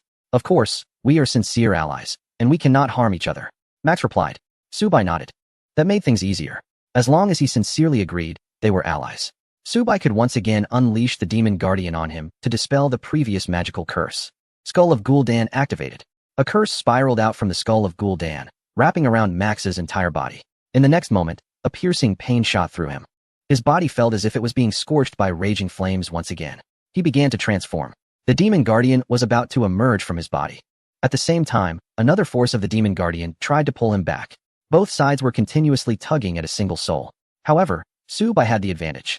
This terrifying spell was devised by the warlock Gul'dan, and the Abyss Lord had learned from him. Therefore, Gul'dan's power was stronger. In the next moment, a demon emerged from Max's body. He raised his hands, incredulous. I've turned into a demon. Subai said dun-dun-dun. At least you are under my control, with your thoughts and freedom intact. If you were controlled by the Abyss Lord, you would only be destined to be killed by me. With a clang, the flame blade fell to the ground. The Max who had transformed into a demon guardian knelt down, tears streaming down his face. It was unimaginable that things could escalate to this point. Shock. The commander of the Austro-Hungarian Empire, who was being escorted to the restroom, was equally stunned. A small relic had been implanted within him, which was also used to transmit images. This information quickly reached the headquarters of Europa. All the leaders in Europa were shocked. They relayed this information to the relevant authorities. I'm furious. Subai from the Dragon Nation is actually using our country's commander to create a corpse and provoke a world war. We are ready to respond. Notify the 7th Fleet. The 8th Fleet. All ships to the coastal line of the Dragon Nation attack their cities. The figure with golden hair radiated a powerful force. In his youth, he was also a formidable presence in his homeland. With a single slap, the famous desk in the presidential office was shattered. Secretary of State. Notify our allies. He commanded.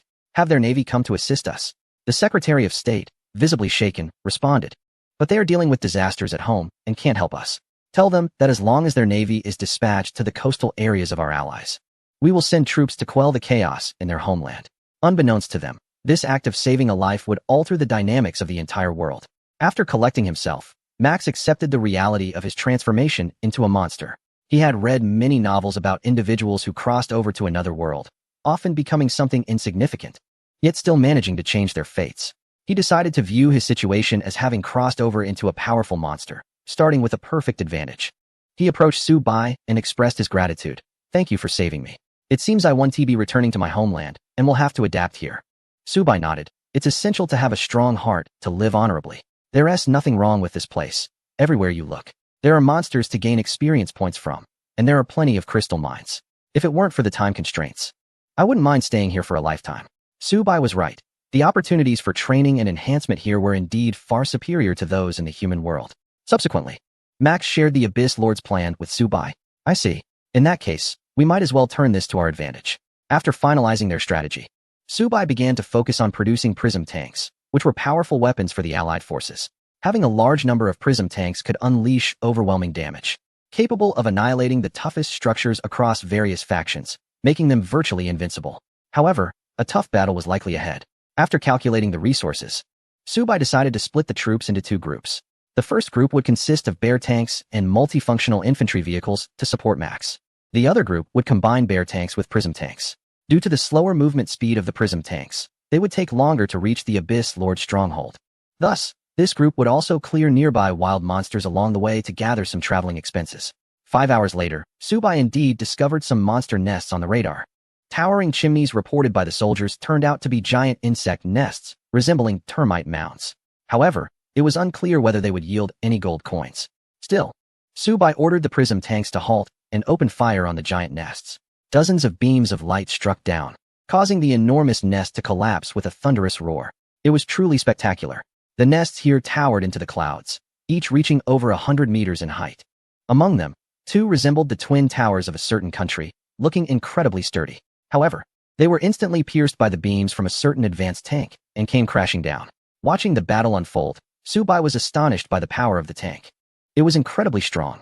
Amidst a chorus of wails, a gigantic mother insect emerged from the ruins of the nest, roaring as it commanded its giant insect soldiers to charge at Subai's tank. Nevertheless, these creatures were rather weak, easily eliminated by the tank. Items obtained. Mithril treasure chest. Gold obtained. 2458, a bit weak, with low gold and a low-level treasure chest, which left Su-Bai somewhat disappointed. Commander, a cave has been discovered in the ruins. Inside, there were numerous larvae of the mother insects, growing by absorbing a certain liquid from underground. The soldier then added, "It's black." Hearing this, Su-Bai's heart raced. Could he have found an oil field from another realm? The accompanying engineer immediately went to investigate. Commander, this is not oil, but an energy liquid secreted by the mother insects, highly concentrated and extremely potent. The engineer then handed Su-Bai a sample. Mother insects secreted liquid, one-time item. Attributes, special high-concentration liquid, can be used directly without purification, explosive heat. Su-Bai wasn't sure if it was safe to consume. But as a traveler, he understood that explosive heat indicated high energy density. Thus, he instructed the engineer to add this liquid into a bear tank. A miracle occurred. The bear tank's movement speed increased by 40. Its attack speed increased by 40. Evasion improved by 30. Upon checking, the tank gained a buff, super fuel. Note, gains a powerful fuel bonus, making the engine even stronger. Buff duration, 72 hours. This completely astonished Su-Bai, prompting him to decide to stop and equip all armored units with super fuel before continuing. Before the castle of the Abyss Lord, Max transformed into a demon guard and arrived at the foot of the castle with his army. "My lord, the enemy's stronghold has been breached, and Su-Bai has been killed. I come to report." A series of loud tremors followed as the Abyss Lord ascended to the battlements. Really? Max opened his palm to reveal a round, plump head. It was the severed head of Su-Bai. Chapter 119. The younger brother stabs the elder brother. Max turns into a traitor and ambushes the Abyss Lord. The Abyss Lord glanced at the head presented before him. It was indeed a human head. However, he couldn't be sure if it belonged to Su-Bai. Nevertheless, he decided to go out of the city to welcome his puppet. Humans are undoubtedly a greedy species. If they wish to gain the power of demons, they must accept the trials of demons. Now, he had gained an additional powerful ally. At that moment, Max thrust the flame blade with both hands. It suddenly pierced the massive rear of the Abyss Lord. The wound was quickly seared by the flames. "You ruined my life. I will kill you, bastard." Then, the flame blade twisted inside him a couple of times before being pulled out. Bastard, the dog servant actually turned against his master. Swish. A double-headed spear slashed through. Max's flame blade shattered immediately. Cursed. He quickly activated his damage reduction skill after transforming into a monster. Fool. Another strike severed Max's monstrous wings. A stream of green liquid oozed out, and he covered the wound, hastily retreating into his army. Surround and kill this big butt. The Abyss Lord's lower body resembled that of a brontosaurus with a severed tail, while his upper body was humanoid. Max's description of him as a big, but was indeed quite fitting. Boom. After a few exchanges, several of Max's black-skinned orc soldiers were killed or injured. This guy was definitely a blood cow. Despite taking a lethal blow, he showed no signs of injury. Who knew when Su-Bai's reinforcements would arrive? Continue attacking the Abyss Lord. Groups of soldiers charged forward. At the same time, the Abyss Lord soldiers emerged from the city to engage in battle. The two sides clashed. Max's hero, the Tauren chieftain, unleashed a shockwave followed by a war stomp. The combo instantly knocked several enemies away. However, at that moment, the Abyss Lord unleashed a storm of fiery rain. The entire battlefield became scorched. The Tauren chieftain defended repeatedly, but no matter how strong he was, he couldn't last more than a few rounds against the Abyss Lord. The opponent's power was greater. Each strike could deal critical damage. Moreover, the Abyss Lord's attacks were forceful and wide-ranging, dealing splinter damage with every blow. He fought in a completely different style from the magic-using warlock. One was intelligence-based, while the other was strength-based. Hellfire War Machine. Focus fire on that human. 5 giant explosive flames targeted Max. Boom. The massive fireballs crashed down, creating a deafening roar. Max was blasted several dozen meters away by the explosions. Just as he stood up, he marveled at how his health had increased after becoming a demon. Thankful that he wouldn't just perish from a single blast. Suddenly, a mouthful of old blood was spat out. He realized that his hero had been killed by the opponent. After the hero's death, the damage taken by the host was a percentage of the total health, usually between 20 to 40. That recent mouthful of blood made Max lose 35,000 health points, while his total health was only 100,000. He felt tense and panicked. He no longer dared to think about revenge, even with this powerful body. It turned out he was still no match for the opponent. At the same time, Su-Bai's grizzly bear tank and multifunctional infantry vehicles had also arrived, rushing into the military formation from all directions. They opened fire on the enemy. The Abyss Lord, seeing another wave of enemies coming, couldn't help but sneer. Did they not know the principle of being invincible in battle at their own doorstep? He waved his hand, and one of his soldiers fell to the ground, a burst of hellfire igniting from his corpse, which quickly transformed into a powerful demon guardian. The demon guardian unleashed its war stomp skill, causing the ground to tremble. Several black-skinned orc warriors nearby were knocked to the ground, easily losing their lives to the demon guardian. They truly did not know the meaning of danger. Attack the reinforcements coming from the enemy. The Abyss Lord decided to deal with Su Bai's ranged firepower outside before slowly torturing the soldiers inside. However, just as he spoke, the demon guardian he summoned was already bombarded by artillery, its form becoming unrecognizable. The armor was continuously shattered, eventually turning into fragments scattered on the ground. The source of such damage could only be that human, Su Bai. At that moment, he realized that the reinforcements were not another group that Max had deliberately ambushed, but rather Su Bai, who had eliminated the warlock Gul'dan. He initially thought that by sending a demon guardian into Max's army to observe the battle, this guy would definitely fall out with Su Bai. Unexpectedly, the demon, having transformed, managed to break free from its magical control and even allied with Su Bai to deal with him. Although the Abyss Lord had not read Romance of the Three Kingdoms and did not understand the story of Wu and Shu resisting Wei, Su Bai also had not read it. If he had, he would certainly have sided with Wei. With the continuous bombardment from the grizzly bear tank and multifunctional infantry vehicles, the demon guardian's health, which was 100,000, continued to decline. Eventually, it reached the execution line. 2 missiles struck its face, resulting in a deafening explosion. The demon guardian's head exploded and fell to the ground. The Abyss Lord had just been in high spirits, thinking the demon guardian could hold on for a while longer. But it was unexpectedly killed so quickly. The enemy's firepower was truly overwhelming. Infernal fire vehicles. Release explosive flame attacks on those siege weapons. Under the city walls, the Hellfire vehicle targeted the distant bear tanks and multifunctional infantry vehicles. A fireball, the size of a truck, instantly reached the side of the bear tank. The shockwave passed, and the sacred armor shattered. The vehicles were not destroyed. Instead, the supporting Mirage tanks arrived as well. The Mirage tanks unleashed energy beam attacks, each strike hitting the Hellfire vehicle accurately. The Hellfire vehicle was capable of launching powerful explosive flames and had high fire resistance.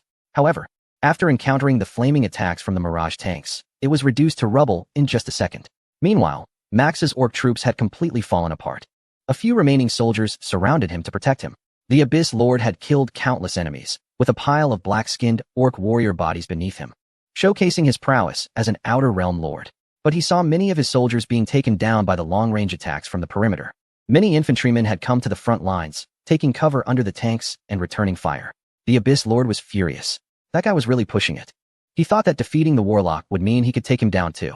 At the same time, Su Bai stepped down from the anti-air tracked vehicle in the distance, observing the battle situation, nodding in satisfaction at the smooth progress. Chapter 120. The army arrives. Su Bai confronts the Outer Realm Lord, the Abyss Lord. To his surprise, the Abyss Lord's melee abilities far surpassed those of the Orc Warlock. Unexpectedly, he was ambushed by Max and suffered a wound, becoming heavily surrounded by his army. Yet, he managed to fight his way through the sea of corpses, growing more courageous in battle, ultimately wiping out Max's black-skinned orc troops. However, the bear tanks and infantry on the periphery had also depleted many of his forces sent for rescue, especially the Mirage tanks, which could eliminate enemies in an instant. Additionally, snipers contributed significantly. Now, Su Bai was contemplating whether to pull his troops in front of the Abyss Lord and engage in a direct confrontation. At this moment, concerned for Su Bai's safety, the Saint Joan of Arc mustered her courage and charged over with her soldiers. After returning and pondering the situation, she decided she didn't want to become a widow. So, once she had regained her strength, she took Su Bai's multifunctional infantry vehicle and rushed back. Upon seeing Su Bai's troops continuously annihilating the Abyss Lord's reinforcements, her expression was beyond imagination. The commander from the renowned nation, known for having a powerful beastman army, had now turned into a demon with 100,000 hit points. The Abyss Lord was completely overwhelmed and unable to fight back, and now the situation was practically dire. In contrast, Su Bai's forces were operating smoothly on the periphery, easily handling whatever came their way. This was not like the previous city defense battles. Su Bai had the advantage of terrain. As the gates of the Abyss Lord opened, several hundred evil scorpion snake troops rushed out to assist him. However, as soon as they appeared, they were all annihilated by the phantom tanks. The enemy on the city walls continuously hurled stones, giant logs, and flammable materials downwards, even chanting spells. Yet, these haphazard attacks only managed to take out a couple of tanks. The casualty ratio reached an astonishing 501. Was it really possible for Su Bai to push through to the Outer Realms so easily? If he had that kind of strength, he would not only be ranked first among young humans globally, but would likely be among the top in all age groups. The Abyss Lord surrounded in his encirclement was nearly in tears. Damn it, why was the firepower from outside so intense? If it weren't for the constant harassment from the outside troops, he would have already dealt with that traitorous commander. Just then, the Abyss Lord let out a long howl. A terrifying and deafening scream. This wail struck directly at the mind and soul, seemingly draining the earlier vigorous morale significantly. Subai noticed that the enemy had unleashed a terrifying battle roar, which evidently weakened his troops' attack power. Previously, the Phantom tanks could take out enemy foot soldiers with a single shot, but now they needed 2 shots to kill one. He immediately checked the attributes of the Phantom tanks and found that the power stat had decreased by 70, accompanied by a buff labeled Terrifying Battle Roar. Note: one of the Abyss Lord's skills, which emits a loud and terrifying roar that strikes at the soul and heart of individuals, shattering their courage and morale. After using this skill, all enemy troops within a 10-kilometer radius have their attack power reduced by 70 for 2 hours. After reading the skill description, Subai clicked his tongue. This move was indeed powerful, capable of reducing his troops' damage by 70. No wonder even the snipers couldn't take out the enemy with a single shot. They needed 2 to finish the job. It was somewhat reminiscent of the Yuri Virus sniper from the expansion pack. In less than 5 minutes, the previously dominant attack against the enemy shifted dramatically. The enemies pouring out of the city could no longer be completely eliminated. Many of them had merged with the Abyss Lord, likely to wipe out the last 100 or so orc troops guarding Max. Watching the battlefield situation deteriorate, St. John's heart suddenly tightened. How could this be happening? Was Subai going to lose? That move just now was something Paul Korchagin had never encountered decades ago. It was likely the sudden ambush by Paul Korchagin back then that prevented the recording of the terrifying battle cry decades ago. Now, however, Subai fell victim to this tactic, causing a drastic reduction of 70% in the overall strength of his forces. Within the city, troops bravely closed in on Subai's bear tank and soldiers. The wicked orc raised his bone-chopping knife and struck down. The soldier's armor shattered, and his health dropped to 0. Another blow pierced his abdomen, and the soldier fell lifeless on the spot. The armored bear tank fared no better. A demon guardian trampled down, causing the driver inside the tank to enter a state of dizziness. The flame blade pried open the hatch, and flames quickly engulfed the ammunition compartment and fuel tank, triggering a catastrophic explosion of the bear tank. Max, who had been holding on desperately, saw the current situation and felt a sense of hopelessness. Who would have thought that Subai, who could even defeat the warlock Gul'dan, would encounter such a setback here? His own health had dwindled from 100,000 to less than 20,000. Despite transforming into such a powerful demon, he still couldn't change his fate. What a pity. How tragic. Subai looked at everything before him without panic. He quickly commanded the troops near the enemy city to retreat to regroup with Max, to prevent his ally from being directly eliminated by the Abyss Lord. After all, he had now become his subordinate. Meanwhile, Subai's few Apocalypse tanks moved forward to intercept the Abyss Lord's attack route. With a thunderous roar, the 3 Apocalypse tanks opened fire. The dual 4-barreled cannons unleashed a barrage of shells upon the Abyss Lord, creating a series of small mushroom clouds that enveloped him in smoke and debris. Suddenly, a rain of fire rained down from the sky onto the Apocalypse tanks.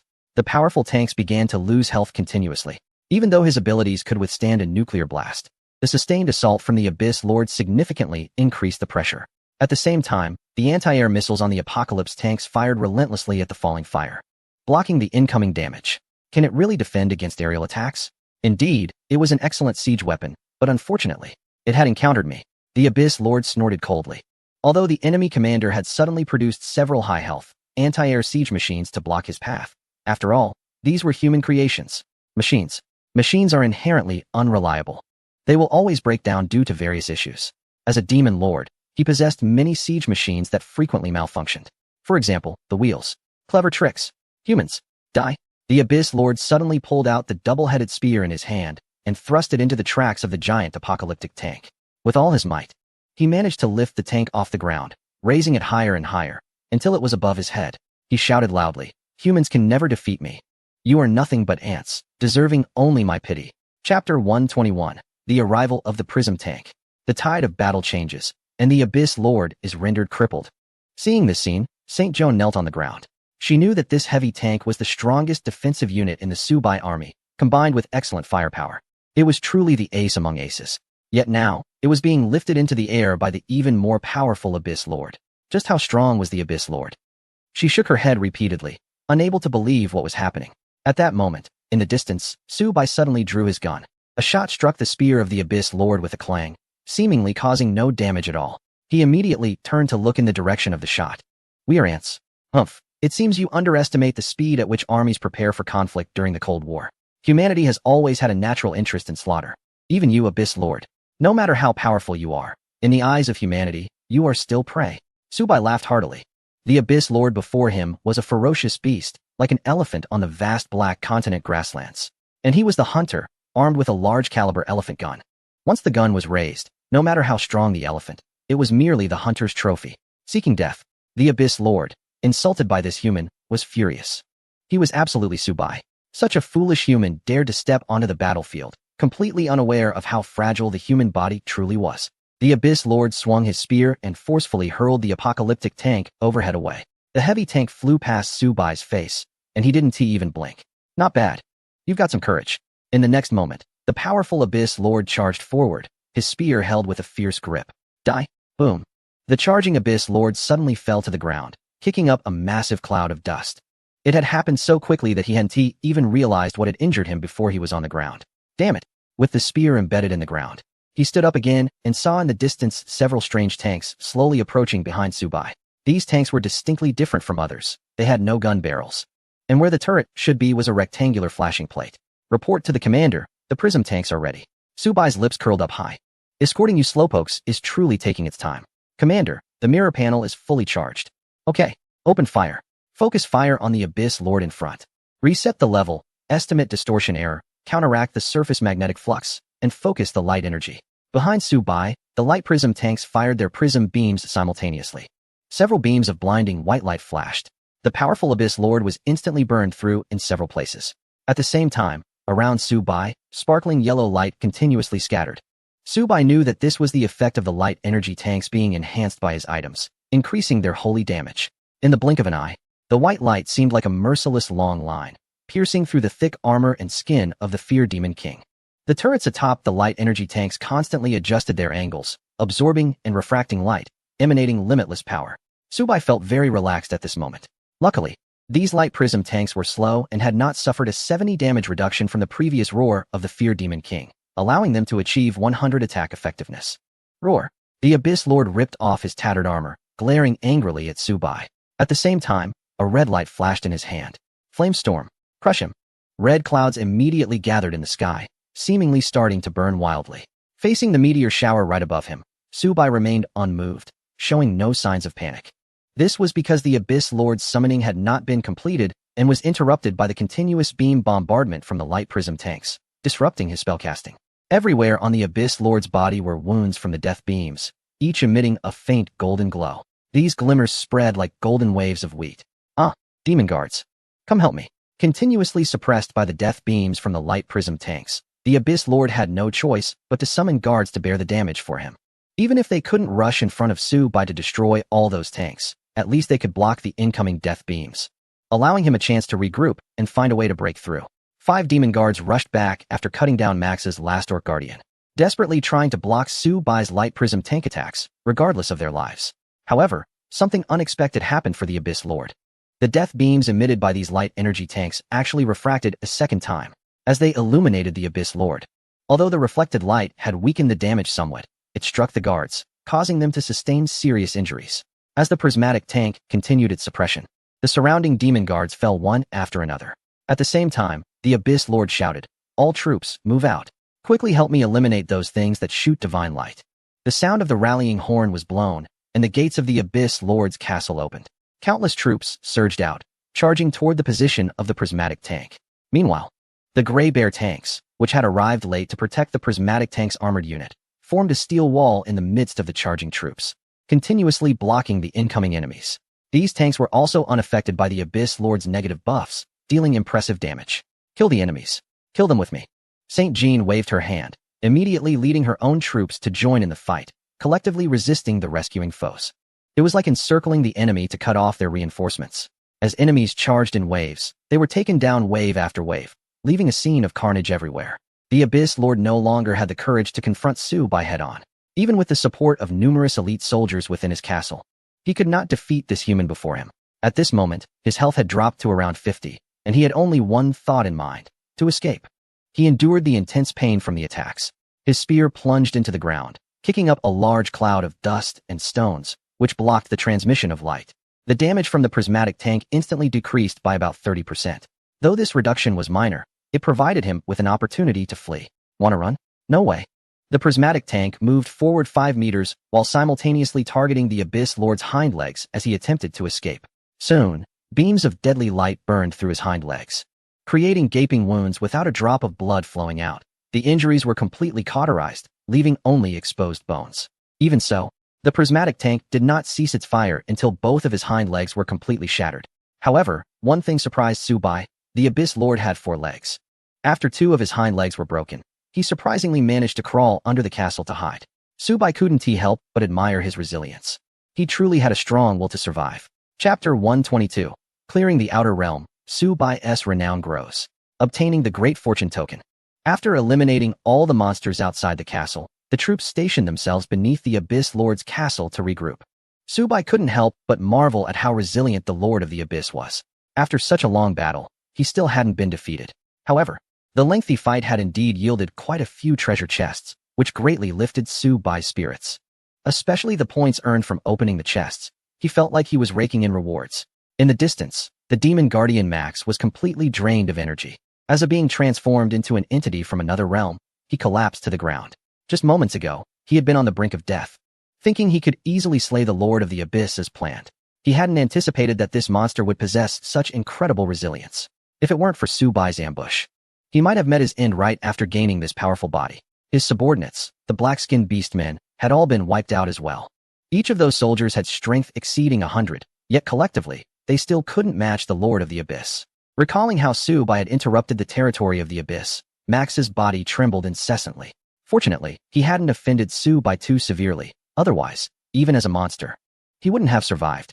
Within the castle of the Lord of the Abyss, he returned to his throne in the depths of hell. His subordinates were continuously healing him. And in a fit of rage, he tore apart a clumsy soldier nearby, letting out a furious roar. In terms of combat units, his overall strength might not match Subai's, but the Lord of the Abyss had always been confident in his martial prowess. Years ago, he had once battled the warlock Gul'dan, and he had to admit that his forces were utterly defeated by Gul'dan's magic. However, in a direct confrontation of strength, he was not the weaker one. Now, in a face-to-face clash, he had actually lost to that human, Subai. Don't heal. All soldiers, defend the castle. You too, come with me to the altar. At the altar, the Lord of the Abyss sacrificed several female slaves. Great Archimonde, this time in the outer realm, I, your servant, was unable to protect you. Please grant me greater power. As the altar was engulfed in swirling winds and clouds, a blood-red visage slowly materialized. Then, several beams of red light shot out, instantly obliterating a few of the high-ranking guards beside the Lord of the Abyss. Despite this, he still bowed his head, not daring to move. The superior being, Archimonde, was the master of all realms. His power was immeasurably strong. What had just occurred was merely a momentary projection in time and space, a small punishment for the Lord of the Abyss's shortcomings. With a mere gesture, a guard with a vitality of 100,000 was reduced to mere fragments. This was the power of Archimonde. The altar gradually calmed down. The skull cup on the altar was filled with a crimson blood wine. Thank you, my lord, for granting me strength. Meanwhile, on Subai's side, congratulations to the commander of the Dragon Country for defeating the Abyss Lord and obtaining the Fortune Order, large. Do you choose to leave and return to the original world now? Note: if you choose no, the next departure time will be delayed by 2 days. While Subai was opening a treasure chest, he suddenly received a full-screen notification. At the same time, he also received other messages. The commander of the Austro-Hungarian Empire has left the Outer Realm space. The commander of the West Asian Empire has left the Outer Realm space. The commander of the Third German Empire has left the Outer Realm space. The commander of the Pyramid Empire has left the Outer Realm space. It seemed that by defeating the Abyss Lord, he had ended this Outer Realm journey. Many commanders from various countries breathed a sigh of relief and chose to exit this place directly. St. Joan approached Subai and asked him, "Finally, it's over. Thanks to you. Although the surviving countries didn't gain much this time, at least they can return home safely. Can you tell me your address in the Dragon Country? I want to find you after I go back. Let's go back together now." Subai was not ready to leave yet. He had faced off against the Abyss Lord for so long and had lost quite a few units. Yet the opponent surrendered directly by fleeing to the city. Was this really clearing the Outer Realm? He was not satisfied. His goal was to defeat the Abyss Lord in front of him. So he said, "I plan to conquer this city before leaving." St. Joan was surprised. Clearly, this was the best time to leave. With world peace, re-entering this space would mean 30 years later. For those 30 years, At least there would be no need to worry about national disasters. She looked again at Su Bai's determined face. Everything became clear. A man who could kill the sorcerer Gul'dan and defeat the Abyss Lord was certainly not one to give up halfway. The strength of this man was such that not only could the alliance of European countries not defeat him, even if all the commanders of the countries were combined, they likely wouldn't be his match either. So powerful. Too powerful. St. Joan held Su Bai's hands tightly, feeling his warmth. No matter how long it takes. No matter the thorns, I will fight alongside you until the very last moment. Su Bai glanced at St. Joan. Little flirt, are you making promises here? If you're itching for something, just say it. There's no need for melodrama in front of me, Su Bai. However, this was not the time for such matters. Conquering this city was the priority. With a wave of his hand, a dozen beam tanks lined up in a row. With a command, beams of deadly light shot toward the city walls of the enemy. The enemy forces defending the city were reduced to ashes amidst the screams. Even the city walls began to collapse under the onslaught of destructive energy. Boom, boom. In just a few rounds, several breaches were made in the enemy's walls, which continued to expand. Many orc laborers were trying to carry stones to repair the walls, but unfortunately, it was all in vain. The light could refract and inadvertently incinerated them. Within a short time, the front wall of the city was completely destroyed. The orc structures inside were shattered one by the lethal fire from the energy tanks. All units, attention. Infantry and tanks, mixed formation, advance in coordination. At the same time, Su Bai commanded the airborne troops to provide support, launching a comprehensive assault. The Grey Bear tanks were the first to break through and engage in urban combat, followed closely by the infantry. A barrage of artillery fire quickly defeated many orc troops. However, Su Bai was surprised to find that even the lowest-level orc laborers could pose a threat. These peasant units took refuge in the building's basements and launched a counter-offensive against the Grey Bear tanks and infantry. Su Bai clicked his tongue. A mantis trying to stop a chariot. SEAL team, set C4. Blow up every building you see. I don't want to see a single intact structure in this Abyss Lord city. Understood, Commander. Bombs are being set. Boom. One by one, buildings were swiftly demolished by C4 explosives. A stunning scene unfolded before Su Bai's eyes. He commented lightly, the ultimate form of art is explosion. At this moment, the large fortune token Su Bai had previously acquired had finished its cooldown. Meanwhile, the SEAL team was busy demolishing various orc structures, from the basic orc burrows to barracks used for spawning troops, and even the war mills that processed weapons. Not a single one was spared from destruction. As they were halfway through the demolition, Su Bai suddenly realized a problem. The resources inside so many buildings had not been looted yet, and were buried under the rubble. This was a waste of valuable resources. So he issued a new command. Aside from killing and burning, all infantry should collect any valuable items they find. Leave nothing behind. Hey, don't go. That bell on you seems to be made of gold. No, it's just made of brass. Wait, let me see your ring. It looks like it's made of silver. No, it's just a polished stone. It turns out to be a gem, then I definitely can't let you go. The orc laborers fleeing on the road have already knelt down in surrender, but they still fall victim to the soldiers' guns. All their valuables have been stripped away. Comrades, open the door. We are just and noble allies. We do not kill prisoners. I won't open the door. You humans are terrifying. Horrible bipedal apes. Not only do you kill our kind, but you also steal our possessions. Look at what you're saying. We are here to bring warmth. One member of the elite team reassured the trembling orc compatriots hiding in their burrow, while another was busy installing a small explosive device on the door. With a loud bang, the door was blown off its hinges. The orc man inside protected his wife and daughter. Don't kill us. You can take all the gold and silver in our home. He held out handfuls of gold and silver to the invading soldiers. The soldiers' faces lit up with joy. Don't be afraid. We are here to bring you freedom. You have long been oppressed by the Dark Lord, but now you have democracy and a vote. The orc man was confused. What do you mean? What is a vote? The allied soldiers exchanged glances and burst into laughter. Here, let me give you some votes. The orc man collapsed to the ground, blood staining the gold and silver he had just offered. His wife and daughter trembled in fear, tears in their eyes. Brothers, kill these two orc monsters. Move to the next room. Wait. A soldier stepped in front of the mother and daughter, speaking gently, don't be afraid. We are just and noble allies. We do not kill good people. Your husband had a knife, and we shot him just to be safe. The female orc shook her head repeatedly. No, he didn't have a knife. He only had the gold and silver treasures for you. The soldier knocked the female orc unconscious with the butt of his rifle and looked at the mother and daughter with a grin. I say he did, so he did. He adjusted his belt, revealing a wicked smile. A black soldier stared in shock at the scene. No way. You can't. They're monsters. They're all green-skinned, with fangs in their mouths. Are you serious? The white soldier shot a disdainful glance at the black soldier. What are you talking about? We, the noble white-skinned, don't discriminate against you black-skinned, yet you discriminate against the green-skinned. That's racism. You're breaking the law, do you understand? The black soldier suddenly felt a chill, realizing he had also learned racial discrimination.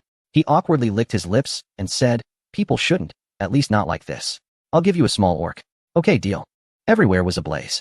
The massive city has completely fallen into the disaster brought by Subai, the evil beast clan, which once dominated this place.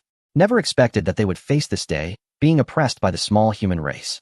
Subai took pleasure in watching the soldiers continuously kill and oppress, showing no humanity. He couldn't help but ask St. Joan for a glass of 1982 Lafite. Cheers. Don't you think the slaughter is too heavy? Many of the monsters here have already surrendered. Why must they be killed? Besides, those beast clans have humanity too. St. Joan was taken aback by Subai's ruthless approach. Even the former leader was not as merciless as Subai. What do you understand? Every beast I kill gives me a point or two. They are both experience and points. Once I return to the human world, what kind of dungeon could provide such great benefits? Subai retorted. St. Joan fell silent. Indeed. At Subai's current level, returning to the human world, advancing further would require killing monsters worth hundreds of thousands. There aren't enough dungeons with monsters for him to kill, and it's impossible for the nation's dungeon resources to be concentrated on him alone.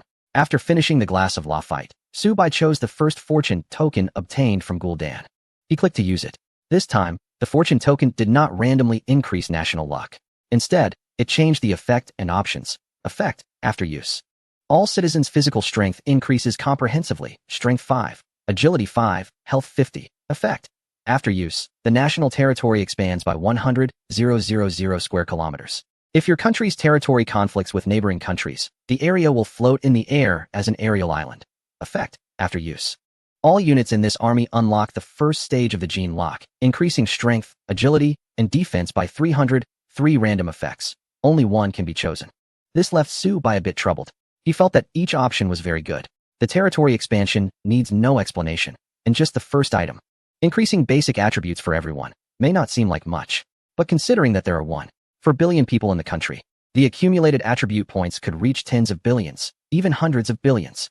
As Subai was preparing to choose this option, a terrifying howl came from the center of the city in the distance. The power of this howl pierced the heart, causing a chilling fear. At the same time, 3 tanks flew out.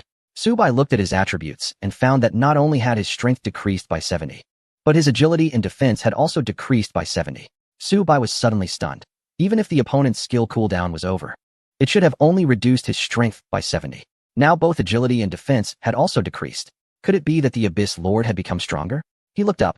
Sure enough, the Abyss Lord, who was originally several meters tall, now suddenly grew to dozens of meters in size. With immense strength, he could easily destroy a building with a single swipe. His spear scraped across the ground, kicking up a cloud of dust. Magma surged forth from beneath the ground, spreading towards the allied soldiers who were plundering. The Abyss Lord roared loudly, Subai, aren't you brave? Come and fight me to the death. Don't hide like a coward in the shadows. I have now gained the power of a certain lord. Invincible in battle. Chapter 124. Unlocking the gene lock, tripling all attributes. The tanks also learned to attack while moving. Meteors fell from the sky. It seemed that the enhanced Abyss Lord could now unleash a meteor shower without the need for incantations. Comets rained down, creating massive craters in the main city. The soldiers who were burning, killing, and plundering in the city immediately faced divine retribution, with hundreds accidentally crushed to death. Seeking death, Subai snorted coldly. He quickly changed the option on the lucky token in his hand, selecting the third option, attribute increase 300. In the next second, all the troops under Subai released golden auras to protect themselves. The previously fearful expressions of the soldiers turned calm, becoming fearless as if the debuff from the terrifying roar had been instantly cleared. Strength. I feel my strength surging continuously. So powerful. Is this the limit of humanity? Oh, this power that is spreading out. Keen insight. Am I becoming a super scion? Seeing all the soldiers in front of him glowing with golden light, the Abyss Lord couldn't help but frown. He seemed to notice the changes in these soldiers. The previous meteor showers could no longer accurately hit those agile soldiers. Even his sweeping attack that carved a several-meter-deep chasm into the ground failed to strike the enemies. The clumsy driver of a large tank unexpectedly executed a perfect drift, easily avoiding the blow. Could this be Subai's true strength? After drinking a certain blood, his overall physical quality doubled. He thought he could easily suppress Subai now. But unexpectedly, the opposing forces had also increased in strength, and even more than his own. To be honest, if Subai allowed him to surrender, he could immediately offer all the treasures in the city, as long as his life was spared. However, that human was simply too greedy, unwilling to spare him until he took his head to the side. A large tank had surprisingly learned to attack while moving. During the drift, 4 double-barreled shells were released casually. For mushroom clouds erupted at his feet. A piercing pain spread to his heart. This was the power unleashed after the driver unlocked the genetic lock. Those units that were previously unable to move and attack were limited by the driver's insufficient brain capacity, which made such complex operations impossible. Now, they could fully tap into the potential of these stationary tank units. Damn it, those cursed humans. The Abyss Lord gathered his strength. A slicing strike was unleashed, but in the next moment, countless golden lights shone down, accompanied by the Abyss Lord's painful howl. A massive hole appeared in his chest as he was hit by the beams from the light prism tanks. His entire body collapsed, crushing the hero altar behind him. A critical hit number appeared above his head. The Abyss Lord quickly covered his bleeding chest and coughed up a mouthful of old blood. This shouldn't be happening. The enemy's agility had increased significantly, and to his surprise, their attack power had also risen. That critical hit had taken away 30% of his health after his rebirth. Fear gripped his heart. Could it be that even the power of Lord Aramond couldn't protect him? The tainted blood bestowed by Lord Aramond was an incredibly precious and powerful item. Damn it, how could this still be happening? Gritting his teeth, he shouted loudly to Subai. Human, I was wrong. I will compensate you. All the treasures in the city belong to you, and the properties of the other lords under my rule can also be yours to claim. Just spare my life, and I will agree to anything. Outside the city, Subai took a sip of coffee handed to him by Jean Dark, his expression dismissive. You've powered up, and I wasted a lucky charm because of you. Now you want to settle this privately? What a joke. Sorry, but your subordinates are definitely going to be my prey, and you'll meet the same fate. There's nothing to discuss between us. Light prism tanks. Continue firing. Subai handed the coffee back to Jean Dark, casually wiping his mouth with his sleeve. A series of whistling sounds filled the air. The light prism tanks fired another round. This time, the beam struck the Abyss Lord's front legs, breaking them instantly. The once mighty Demon King knelt down before Subai. At the same time, in the Palace of Flesh and Blood, known as the Star of Death, countless blood plasma coalesced into a throne. Aramond, the overseer of the Outer Realms, watched everything through the eye of true sight. Useless. The Abyss Lord and Warlock Gul'dan are truly two worthless beings. For so many years, humans stepping into the Outer Realms have never gotten themselves into such a predicament as this time. What a disgrace. My lord, please calm your anger. The Lord of the Abyss has a duty to defend his territory, and now he is in such a sorry state. It truly tarnishes your reputation. His death at the hands of humans is indeed a consequence of his own actions. Let him be chained to the molten lava of hell, enduring the fires of the Abyss for eternity. However, the Lord of the Abyss cannot die now. If he does, the next time humans enter the Outer Realms, they will look down upon us. I suggest granting the Lord of the Abyss another chance at power, so he can deal with the humans. And then we can hold him accountable. The elder in the black robe beside my lord expressed his opinion. It can only be this way. A deep red lightning bolt descended, striking the heart of the nearly lifeless Lord of the Abyss. With a loud bang, his heart exploded. Blood gushed forth violently, covering every inch of the Lord of the Abyss's body. Following this, accompanied by the blood, a powerful evil force awakened the Lord of the Abyss from the brink of death. My lord, all-knowing and omnipotent, the mighty one, thank you for granting me this new power. I will not fail you. I will surely eliminate all the humans here. With a roar, a powerful surge of red energy erupted. It swept away countless dust clouds, pushing back nearby tanks and soldiers by dozens of meters. The Lord of the Abyss slowly stood up, with powerful red currents emanating from every inch of his skin. In a mere blink, the ground shook, and a chasm several kilometers long ripped open, swallowing all tanks and personnel in its path. This is the power granted to me by my lord. It's incredible. Truly incredible. In the distance, Subai frowned. How can this guy never seem to die? Has another expert saved him this time? I think his name is something like Aramond. I don't know him. Subai shook his head. It wasn't something to take too seriously, because a more important voice overshadowed the Lord of the Abyss's arrogance. That was, warning. A lightning storm has formed. Chapter 125, Superweapon Lightning Storm. Don't think you're invincible. Even during tribulations, you can still die. All troops retreat. Stay away from the storm's center. This was Subai's final command. Subsequently, all of Subai's forces withdrew outside the city. Meanwhile, the transformed Lord of the Abyss laughed maniacally. My lord, do you see? This is the power of your majesty. The universe trembles. Even the strongest forces retreat in the face of your might. The fear demon wielded his dual-headed spear, suddenly thrusting it into the ground. Soon, the remaining buildings within the city collapsed with a thunderous crash. The ground split open, and blood surged forth. Demons from the depths of hell crawled out. Amidst the cries of the damned, hundreds of monsters emerged.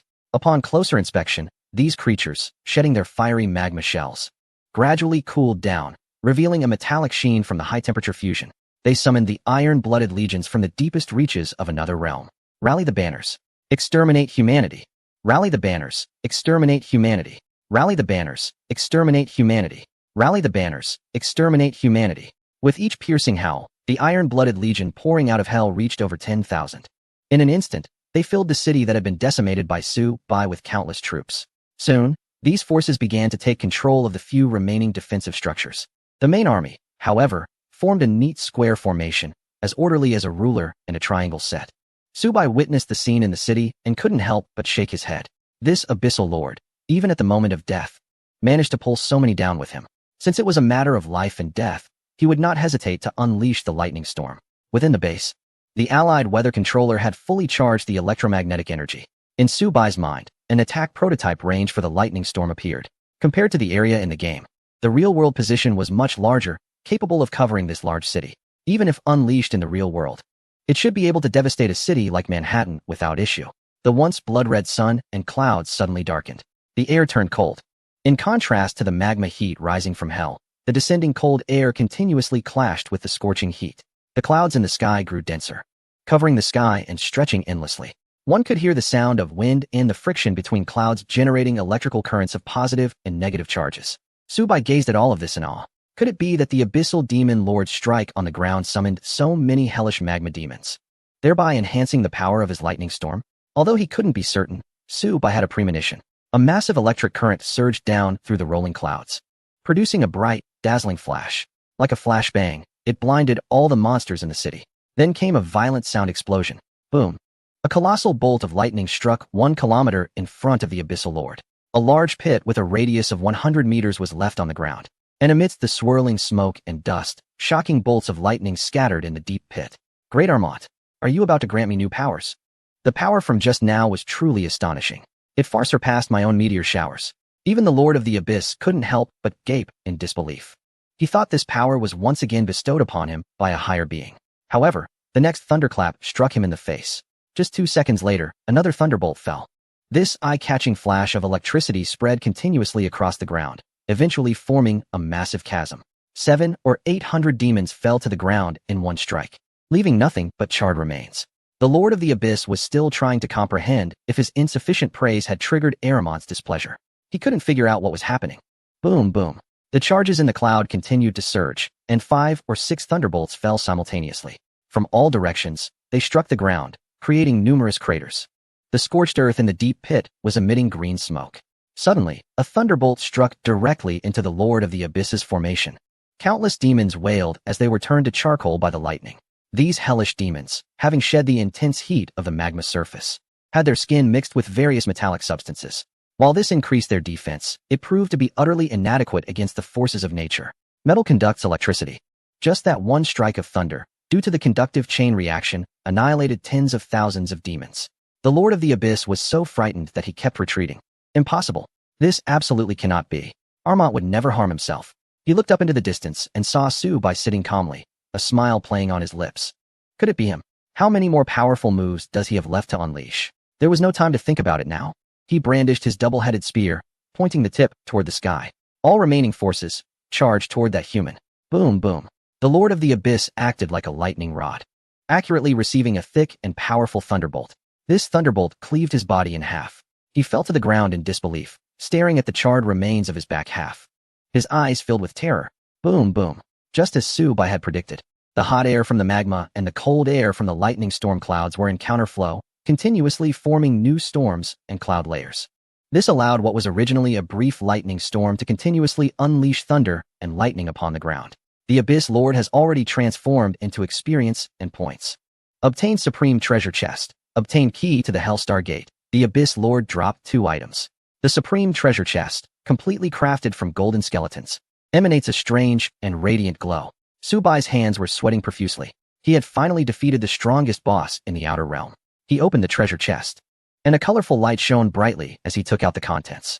Obtained item: Skull of the Abyss Lord. Skull of the Abyss Lord. Relic. Attributes. Carrying this item allows melee attacks on enemies to inflict split damage, increasing the number of targets to 30, with 30 damage. This item seemed not very useful for Su-Bai.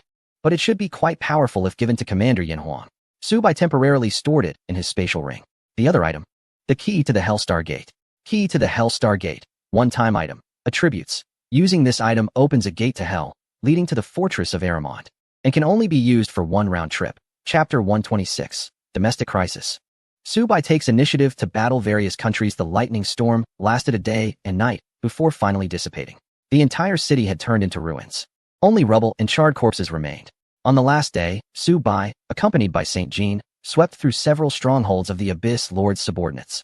Subsequently, since Su Bai's barracks and vehicle factories in the Outer Realm could not be taken away, everything was sold for money, leaving only one base vehicle. After bidding farewell to Max, he returned to the real world. That guy had already become Su Bai's demon guard. Su Bai had granted him freedom, but he felt that returning to his country would subject him to racial discrimination. It was better to become the new master of the Outer Realm. After all, there were so many people here, and with his super strong physique, creating a nation would not be a problem. Stepping out of the Outer Realm, he quickly returned to his school. The once bustling playground was now deserted.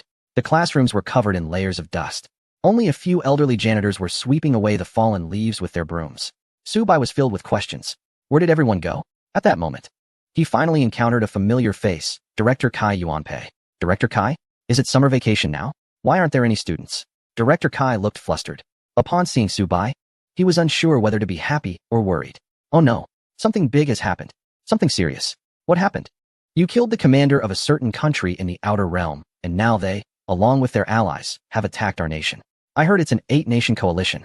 Students at the school, upon hearing about foreign invasion, eagerly volunteered to join the military to resist aggression. Su Bai, upon learning of this, was left speechless and extremely shocked. How could this happen? Clearly, he had saved a commander from a certain country, yet they wanted to unite with allies to attack his own nation. I need to go to the province to give a report. Are you coming with me? Sure. At the provincial office, Principal Kai welcomed him, urging him to enter quickly. Who is this? At the entrance, the provincial secretary was also sweating profusely, finally waiting for Kai Yuanpei. This is the young man who fights for our country's destiny. Su Bai? Upon hearing the name Su Bai, the secretary almost lost his balance. Wow. Is this person a disaster or a blessing? The strongest young man from the nation, whose presence left everyone guessing, had suddenly appeared at the provincial meeting. Entering the conference room, Su Bai quietly asked, Director Kai, how did you become the principal? The former principal was dismissed for misjudging people, and I am now the new principal. There was no time for congratulations as everyone took their seats. Without any small talk, the provincial secretary, sitting in the center, tapped the table. The meeting begins. However, as he glanced around, he spotted Su Bai. He stood up immediately. Student Su Bai, when did you come back? Everyone turned to look, astonished. The most outstanding young man from the nation had finally returned from abroad. About 2 hours ago. Su Bai replied nonchalantly. The secretary then asked the provincial director, why wasn't there a welcome ceremony for student Su Bai's return? Director Gao Yuliang responded, Secretary, the members of the honor guard are also eager to enlist, so we haven't had time to arrange anything. Hearing this, Su Bai realized the situation was urgent. So he straightforwardly asked the secretary, what is going on now? The situation is dire. A certain country has crossed the plateau and invaded our western highlands, while another country, along with its allied forces, has been continuously probing our coastal territories and has already landed at several points. Upon hearing this, Su Bai's brow immediately furrowed. He stood up and said to the secretary, this matter started because of me, and I am willing to enlist, to defeat the invading enemy. No. The director of public security, Chi, stood up. You are a key protected individual. The elder has personally issued orders. Enlisting is too dangerous. After all, this young man was to be his future son-in-law. How could they let him take such risks when they still needed to rely on his achievements for their own advancement? However, the city committee member, Li Dakong, took a sip of tea and disagreed. I believe student Su Bai is fully capable of enlisting. Additionally, we called Principal Kai here to encourage him to continue mobilizing students to join the military, instead of letting some inexperienced and technically weak students take risks. It's better to let Su Bai go. After all, he has defeated the Warlock Gul'dan and the Abyss Lord, so he must have the strength. Mayor Li Dakong is certainly willing to let Su Bai enlist, even though it was Su Bai who volunteered, if he achieves military merit. The city will also benefit from it. Subsequently, Director Chi and Li Dakong began a fierce debate. Secretary Sha called for a stop and asked for Su Bai's opinion. I want to enlist and lead troops to support. All right, we'll do as Su Bai says. Secretary Sha actually wanted Su Bai to enlist as well, as it would bring merit to the province. The only two who probably didn't want him to enlist were Gao Yuliang and Shi Tongwei, as they were part of the Honda Gang faction. Even if Su Bai didn't enlist, with his current achievements, he could still have a bright future ahead, especially with the possibility of marrying Qi Tiantian. But Secretary Shah made the decision, and it was settled. Subai, will you represent our province and city to support the Western Plateau or the southern coastal border? Both locations are crucial points of enemy invasion, Secretary Shah asked. Before Subai could respond, Director Qi spoke up. Qi Tiantian is currently in the Western Plateau supporting the troops against the invasion of the neighboring country. The implication was clear. The situation between the two sides was heating up. However, Subai didn't think too much about it, since it's an emergency rescue. Helping familiar acquaintances isn't a bad idea. After all, he had previously fought against Zhao Haoyin in the school arena, and Director Qi was supporting Qi Tiantian. Subai nodded and left the meeting. Secretary Shah hurriedly called out to him. Subai, where are you going? To the Western Plateau. Come back, wait. It will take at least 2 to 3 months to go there. We can spare a moment. But Subai had already left the meeting room and arrived at the provincial party compound. Come out. Nighthawk helicopter. With a loud roar, a Nighthawk helicopter appeared before Subai. This was produced in the Outer Realm. Due to the many enemies in the Outer Realm, Subai was afraid of flying and crashing. He hadn't used it. However, back in the real world, these troops and aircraft had also been enhanced. He would not fear encountering some airborne monsters. He boarded the helicopter, and dozens of flying soldiers were summoned as guards. The propellers lifted off, heading towards the Western Plateau. Chapter 127. Does the young master of the capital want to die?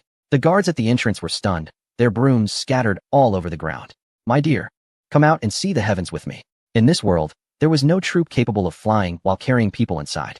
The guard's worldview was completely overturned. After several days of long-distance travel, Subai finally arrived at the highest peak in the world, the western region, covered in white snow. In the distance, the highest peak in the world looms large, yet it feels close at hand. The thin air makes breathing somewhat rapid. Fortunately, the technology from Red Alert is reliable. The Nighthawk helicopter encounters no issues in the thin air of the high plateau. The pilot said to Subai, Commander, it seems there's a major battle occurring right below us. Subai looked down through the glass window, and indeed, saw countless small black dots rushing towards them across the snowy expanse. A rough estimate suggested there were at least tens of thousands. Subai furrowed his brow, surprised by the sheer number. He gestured for the helicopter to land among his troops. Senior Qinlong, there's a target in the sky approaching us rapidly. We can't tell if it's friend or foe. At the command headquarters of the military formation, Huang Qinlong, the top student from the capital's Imperial Guard Academy, was still directing his fellow students in troop arrangements.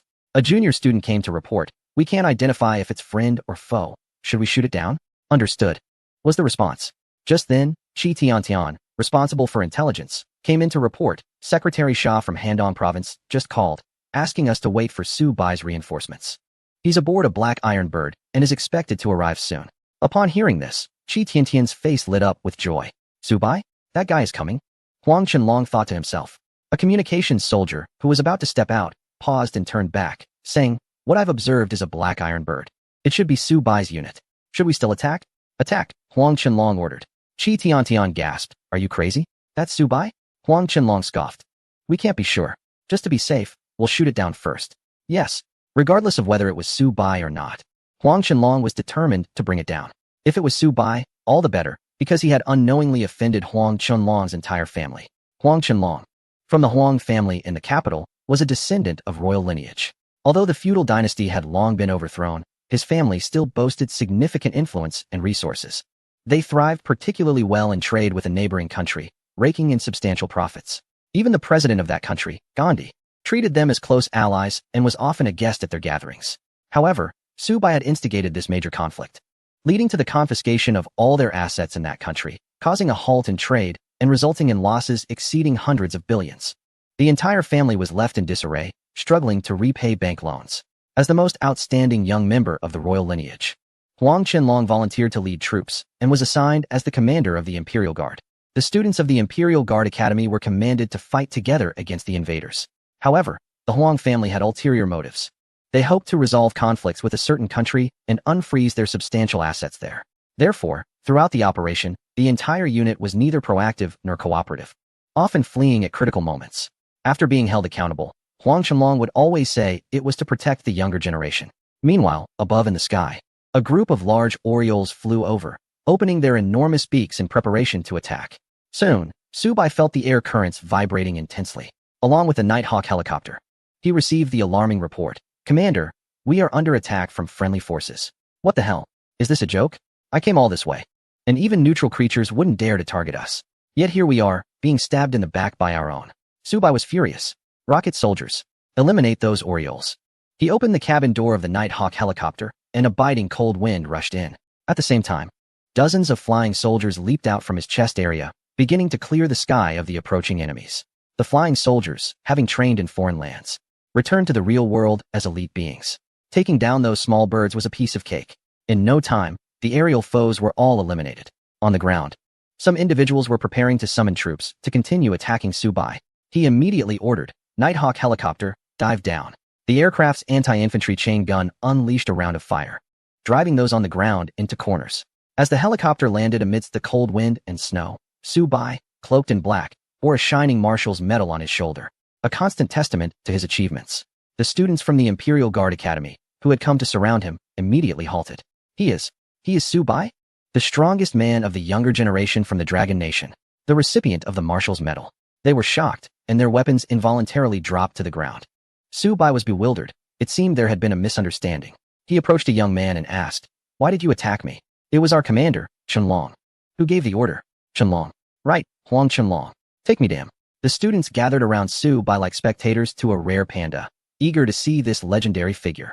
Upon entering the command center, he looked up and saw. A man was still looking down at the map. When he heard someone come in, he didn't think much of it and directly asked if Subai had already been killed. The classmate next to him was about to answer when Subai raised a hand to stop him. He walked over, smiling, and said, "Kid, I'm back." "You're back?" Huang Qianlong looked up, and the pencil in his hand fell to the ground.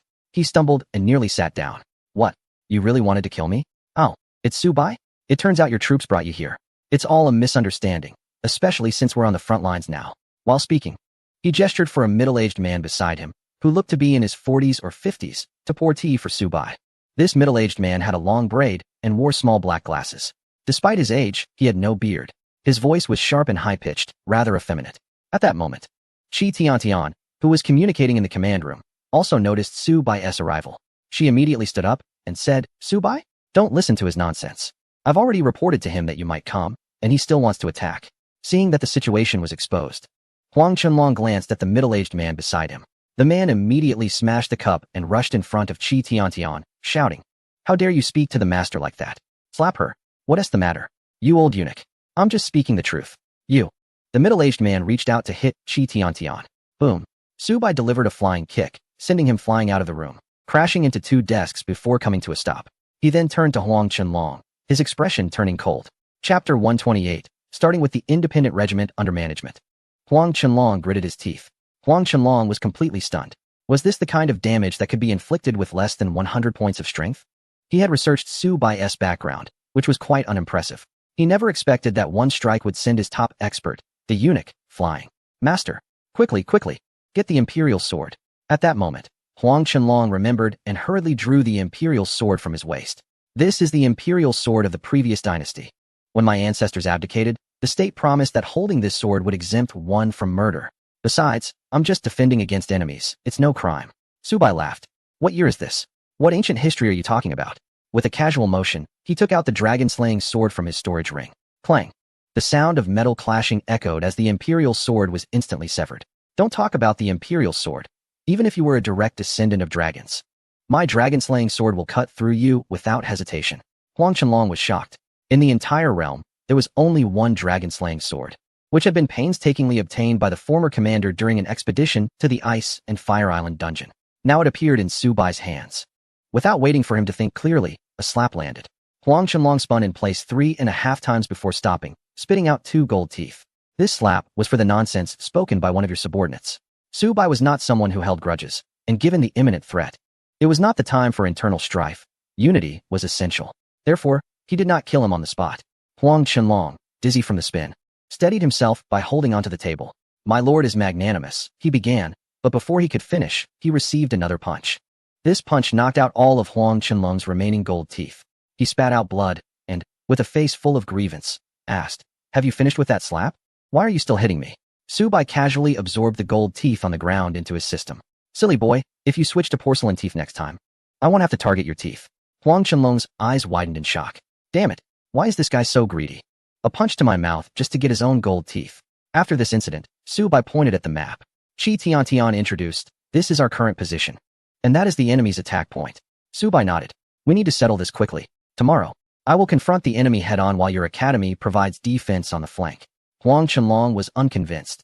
He was clearly the leader of the student group. So how could this outsider dictate troop arrangements? However, he was wary of Su Bai's strength. So he had to rely on the injured Hai Gonggong to speak on his behalf. Su, it seems you're overstepping a bit. Our lord is the leader of this group. The old servant, Hai Gonggong, remained loyal, speaking up for his young master despite his severe injuries. Su Bai shot a glare at Huang Qianlong. I said I'm in charge of the independent regiment. Do you have any objections? He raised the dragon-slaying blade in his hand. The blade was quite suitable for slaying a remnant of a fallen dynasty. Huang Qianlong cursed Su Bai 1,000 times in his heart. Damn it. If it weren't for not being able to beat you, and because you're now a prominent figure, I'd definitely take you down. Huh, you've said too much, Hai Gonggong interjected. Let us just listen to Su Bai. The next morning, on top of a snowy mountain, Su Bai arranged the troops.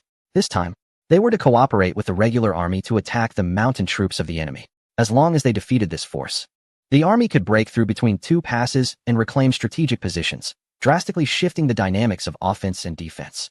Of course, the area was heavily guarded by the enemy. With over 2,000 senior commanders and a total force of around 70,000 to 80,000. Brother Su Bai, are you sure about this? This is the main battlefield. Chi Tiantian still looked worried. The young girl was both scared and eager to cling to Su Bai. Don't worry. This group of incompetent forces will definitely suffer a crushing defeat within a day, Su Bai declared confidently. With a casual motion, he summoned all the troops that had been resting in his chest. The allied forces began to rotate. 50 tanks led the charge, marching swiftly through the snow on the plateau. The quality of the troops was reliable. The engines roared to life. At this moment, the drivers had also awakened their intelligence and unlocked the first level of their genetic locks. They finally learned to do something they had never been able to do in their lives: mobile attacks. At the same time, the troops on the other side sounded the horn of attack. Commanding the operation was the wise man from the opposing nation, known as the Old Wizard of the Magic Flute. His elite mountain division boasted 72 top commanders, with nearly 3,000 smaller commanders under them. The summoned forces numbered nearly 200,000. Su Bai faced a flank where, according to previous intelligence, there were 30,000 troops defending. As the first cannon fire echoed, the tanks charged into the enemy ranks, breaking through their lines with a fierce assault. Soon, the mobilized troops followed, shooting at every enemy they saw without mercy. The battle raged from morning until noon, resulting in the complete annihilation of 3,000 enemy troops, a significant victory. In the end, Su Bai had Tanya set C4 explosives on the mountain peak for detonation, triggering a massive avalanche that buried all enemy outposts. The operation was remarkably smooth. However, there was one point of confusion. Wasn't there a garrison of 30,000 troops here? How was it that only 3,000 soldiers were taken down? The discrepancy of tenfold puzzled Su Bai. At this moment, Chi Tiantian received some bad news through battlefield communications. The student group's flank was under a large-scale siege by enemy forces. Su Bai furrowed his brow. This didn't make sense. Logically, he should be the one facing the large army, while the students were only tasked with flank defense, where there shouldn't be many enemies at all. How could they be besieged? There was no time to ponder this further.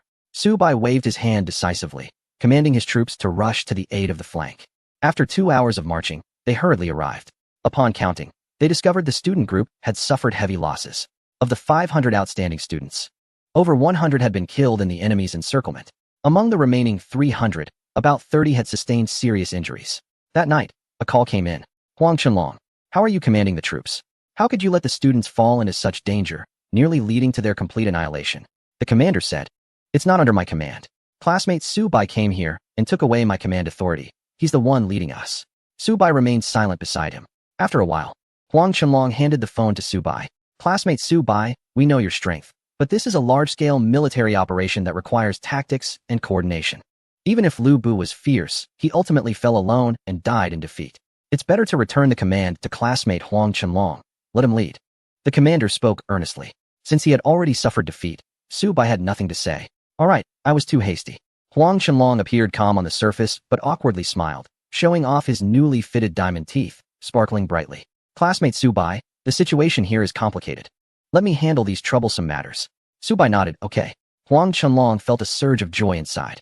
You rural bumpkin, tomorrow, under my command, you'll fall into the enemy's encirclement and wait to die. Ha. Suddenly, Su Bai punched Huang Qianlong in the mouth again. His newly fitted diamond teeth scattered all over the ground. Subai collected them into the system. Don't misunderstand, classmate Huang. Good steel should be used on the blade. This flashy stuff is useless, better off with me. I told you to get porcelain teeth, but you wouldn't listen. Subai walked out of the tent. Huang Qianlong wished he could strangle Subai right then, but no matter how angry he was, he had to wait until tomorrow. Returning to his tent, Qi Tiantian lifted the blanket. The bedding is warm. Come in and sleep.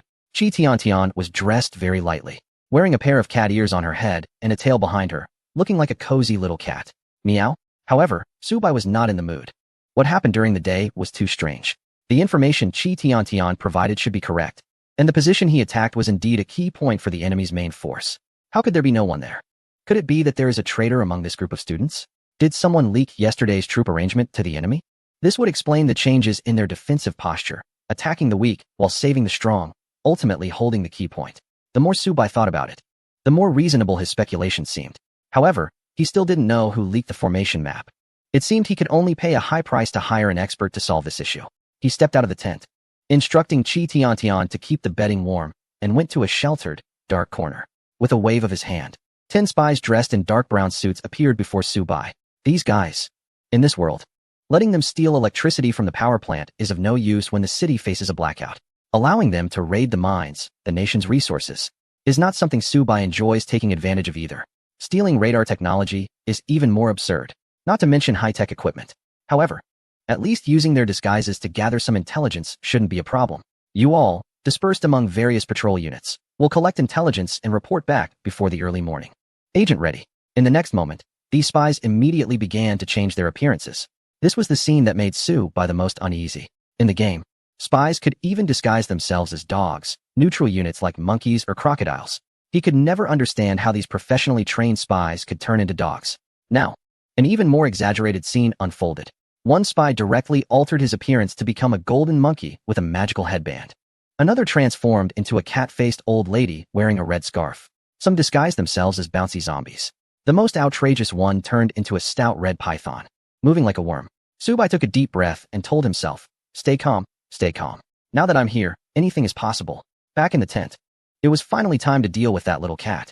By the early morning, a spy indeed gathered some information. He didn't come in but spoke at the entrance through the tent's reflection. Commander, I figured out what's going on. Huang Qianlong has been secretly in contact with the opposing forces. Tomorrow, he will direct you to defend at the intersection in the Snowy Highlands, where you'll fall into the trap set by the enemy troops. So that's how it is. Everything is clear now. With this in mind, Subai's eyes flickered, and he asked the spy, how do they communicate? Through mutual contact between their forces. Good. I now order you to send a message to the opposing troops. Tell them the plan has changed. All units should regroup with us and then jointly eliminate Subai. Understood, Commander. The agent left, and Subai lay back down in his bed. Qi Tiantian rubbed her big eyes and sleepily asked, who are you talking to? You can only talk to me. Subai smiled. It's already late at night, and you're still awake. Could it be that you haven't eaten enough? The next day, early morning, the advisor invited Subai to the command center. Subai, a new operational plan has been devised. I believe we will soon reclaim our homeland and repel the invading enemy. He pointed to 2 points on the map. There is a fork in the road, and you will be stationed here while our group of students maneuvers to the rear for an assault. The enemy will definitely panic if they are attacked from behind. At that time, you will intercept them here. Don't worry, a retreating army is not a concern. Subai nodded. It is a good plan, but I fear being alone won't be effective. If one person can't hold them off, how about this, classmate Huang? Can you provide support from the flank at the fork? This way, we can form a defensive position together and have each other's backs. Huang Qianlong cursed Subai in his heart, thinking he was being set up. He wanted someone to share the risk, but it didn't matter. The forces from the neighboring country had a close relationship with him, and if they attacked, they would be targeting Subai. Not only would he avoid getting hit, but he would also gain recognition from the leader of the opposing nation. The family business would soon be back on track. All right, Subai, your plan is very good. Let us do it your way. I will be at your flank, and we will have each other as support. Subai laughed heartily. Huang Qianlong also smiled. At 10 a.m., Subai and Huang Qianlong set off to their positions and began to fortify their defense. By 3 p.m., just as Huang Qianlong had predicted, a massive enemy force charged from 3 directions. However, unexpectedly, these enemies did not follow Huang Qianlong's instructions to encircle Subai. Instead, they surrounded Huang Qianlong tightly. Moreover, the enemy did not attack Huang Qianlong. Mr. Huang, our army has arrived. When will we surround and eliminate Subai? Huh? Didn't you all plan to directly kill Subai? Why come to me first? Huang Qianlong stepped out of the camp, utterly confused. The enemy was equally baffled. This was clearly the message you conveyed last night around 4 a.m., stating that the situation had changed and we should regroup before annihilating the target. Huang Qianlong was just as confused. He didn't recall issuing any new orders during the night. I didn't issue any orders. Was there a mistake? In the distance, Su Bai's voice came through. Everyone, there was no mistake. The order from last night was communicated by me. Everyone turned to look. And Su Bai was standing on a nearby hill. Huang Qianlong immediately felt a chill run down his spine. What the hell? This guy didn't stay at his base, but came to mine and discovered our plan. He quickly ran behind the commander of the neighboring country, steadying his nerves. He then recalled that the forces approaching from the neighboring country numbered over 30,000. Plus, he could summon over 1,000 elite troops. Even if Su Bai was a powerful figure returning from afar, he would still face certain death. Su Bai, since you've discovered my identity, I won't pretend anymore. I am a double agent from a certain country, codenamed Pangolin. Damn it. Today, I will make you suffer. After saying that, a flash appeared on his chest, and a burst of golden light erupted. An organized and imposing heavy cavalry force appeared before him, numbering over 1,000. The person beside him also unleashed a purple glow. A blood-soaked hero emerged, wielding a spear. The Bloodslayer. The fierce aura spread throughout the area, even stirring up a small whirlwind of crimson. Not to mention the 30,000 troops from his country who were already prepared. Su Bai quickly waved his hand. Wait, don't act yet. We are allies, right? Huang Qianlong, old Hai. Has Su Bai lost his mind? Only now does he realize the need to surrender. How foolish. Just at that moment of hesitation, the alliance temporarily reached a momentary balance. Su Bai instantly activated the power of Gul'dan's skull. In the next instant, not only Huang Qianlong and old Hai, but even his hero and several elite troops all clutched their chests in pain. A sharp pain spread from their chests. What are you doing? Su Bai laughed, a wicked grin on his face. My emperor has a saying, when teammates are sacrificed, the power is boundless. You have all been transformed into demon guards, becoming my servants. How sinister. Huffed. Huang Qianlong spat out a mouthful of blood and collapsed to the ground. Soon after, a blaze ignited, slowly forming a huge demon guard with 10,000 health points. Go and destroy the enemy troops. Everything happened too suddenly. The commander of the enemy troops had no reaction. The demon guard raised its flaming blade and instantly killed several commanders of the enemy. What is this? We've fallen into a trap. Huang Qianlong is actually in cahoots with Su Bai. Attack. All troops focus fire on Huang Qianlong and old Hai. In an instant, among the 30,000 troops, thousands of soldiers became neutralized due to the death of their commander, attacking aimlessly. The army immediately fell into chaos. Meanwhile, Huang Qianlong's elite troops and the wild boar skin warrior became Su Bai's pawns, continuously slaying enemy commanders amidst the confusion. It must be said that these two commanders indeed had formidable troops. Huang Qianlong deserved the title of the best in the capital's guard academies. As the Huanglong banner flew, the elite cavalry formed an unbreakable wall, instantly dividing the 30,000 enemy troops into smaller groups, slowly surrounding and exterminating them. Especially the wild boar skin warrior, wielding a slaughtering knife, unleashed a powerful move, changing the tides of battle. 10 days of city slaughter. Kill. With a single move, countless phantoms of charging wild boars appeared in the void. These phantoms relentlessly attacked the forces of the opposing side, resulting in a gruesome scene of heads rolling and blood spilling.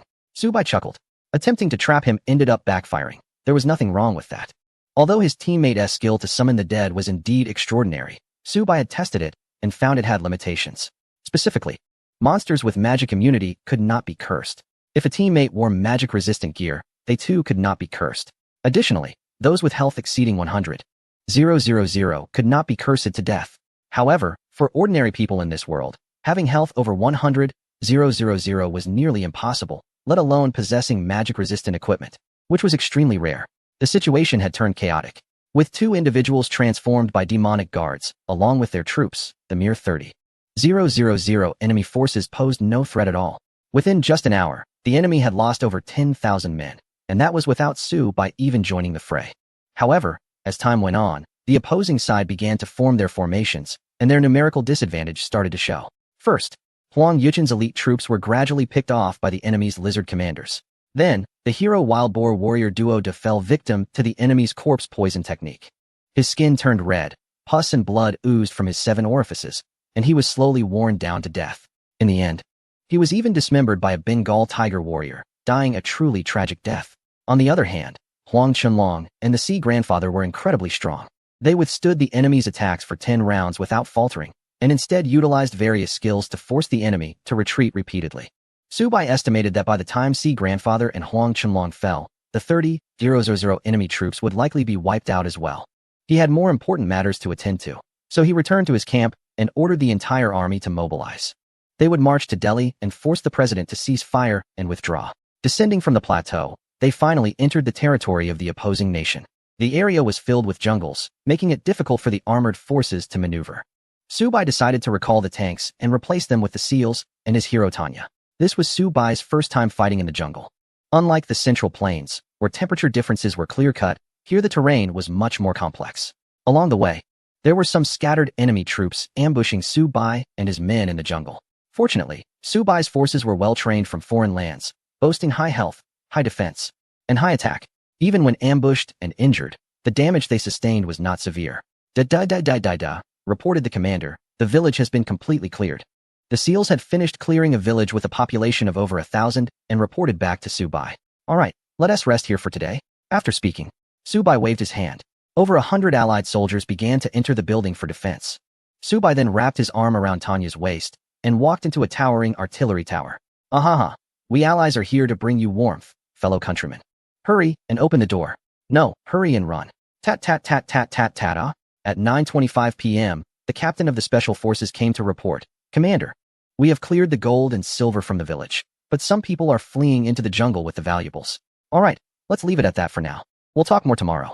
Bai, alone and deep in enemy territory without any gold or silver supplies, could only find ways to earn some along the way. Therefore, he turned a blind eye to the high-quality talents among the allied soldiers. After all, they were not in their own country, so it was all good. The key point was that they had declared war on his nation.